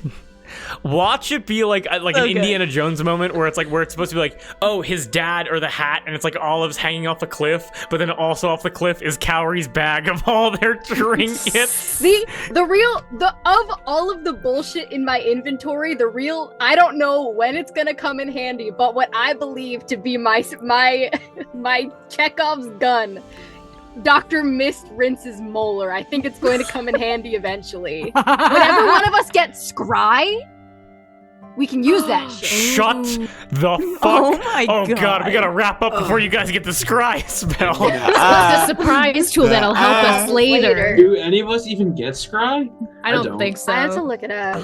I know clerics English Drew, do we get a long rest? Yes, Drew? you are all able to take a long rest, and just so you know, this will be the long rest before you go and Rahi and her settle their differences the old way, the pirate way. It's Why so I funny order? to me how y'all are like, do we get a long rest? I'm like, oh, I get a spell slot back for the long rest. Meanwhile, y'all were burning through spells like it was goddamn money. I just think it's funny to think with all those 61 pieces of items I got you, you can feed that to the bagman once a day for 61 days, and the bagman will not attack you. Excellent. Very smart. That is a very good idea, because then I don't have to give away things that my precious ones. Thank you. Exactly. Stranger's underwear. The stranger's underwear for the bagman. He's gonna put it on. He's gonna His wear favorite. He's gonna put it on. He puts a bra on his fucking eyes. At some point, we're gonna end up back in the bag, or we're gonna meet him again, and he's just gonna have a full outfit, just patched together. He's gonna things be from the Moon prettiest Festival. girl at the party. He's gonna have a bowl of rice to eat. You're doing a great job of making this abomination monster your best friend. Oh yes. Yes. You give a trinket to the bad man tonight. Oh yes, I'm saying it now. Yeah. We go off stream. I give stuff to the bagman so he does not kidnap me in my sleep. You're yes. It is One wild. grain of rice. It is. It is wild to me that you fully understand that this is a monster that will abduct you again if you do not give stuff to it, and you're like, if I just keep giving it stuff, it's like at no point is the logic just get rid of the bag. That's my friend. We still have to get the bacon. We do. We have a druid again, We but have something a druid tells me we now. should not make him. I don't think that. I don't we think don't know we this in game, but I don't think we should ask him to do that, at least until we know him better. Maybe Rahi will know a druid. Don't worry, guys. Yorda will ask Mud and not think of anything. Not think anything about it. And What Mud was forced to do for years. Hey man, can I have this one meat, please? And then just yeah, We only need you to do it 6 times. It's so wild because Mud is a little blurbo bimbo, but then also has this terrible tragic backstory. It's so contradicting. I'm sorry. But it'll make Did you sense. just call him a bimbo? Yeah. I intentionally tried to make this character not. Maybe that's not the More- right word. he's more- I think more of a. I would Go describe ahead. him as scrungly. That's a how I better would word. describe There we That's go. a better word. I didn't mean What the yeah. fuck is It's sprungly? Mud is very different than Rhyme and other characters I've played with you in the past. Listen, Mud is my take on the one of my old characters, Doug, was very much the world, I'm not good enough and the world showed me that. Mud is very much the character of no, I was fine, and then the world broke me. So, yeah. Well, I can't wait for Mud to take on Flash Claw one-on-one. He's so fucked up. Oh, He's yeah. so fucked up. And also, by the way, post brawl, post battle of the bards, post paying off Phoebe, you guys will definitely be able to be okay, because the world's gonna open up and it's gonna be oh, okay, what adventure do we choose now? Where do we go? Because Tior is coming to get you too. So there's gonna be a lot of things converging, and then you guys get to choose what threads you follow. Make sense? Well, also, you've got Right. a druid now who knows Tangleroot and how to get there, and exactly. has a strong urge to talk to Slash God. Exactly. You know? There we go. But we're saving that for next time, everybody. We have been Rulebook Optional. Thank you so much for joining us. We deeply appreciate you, and we hope this was much fun for you as it was for us. Good night and much love. See you, everybody. Yar har! Yar. Yar har! Yo ho ho! Yo ho ho!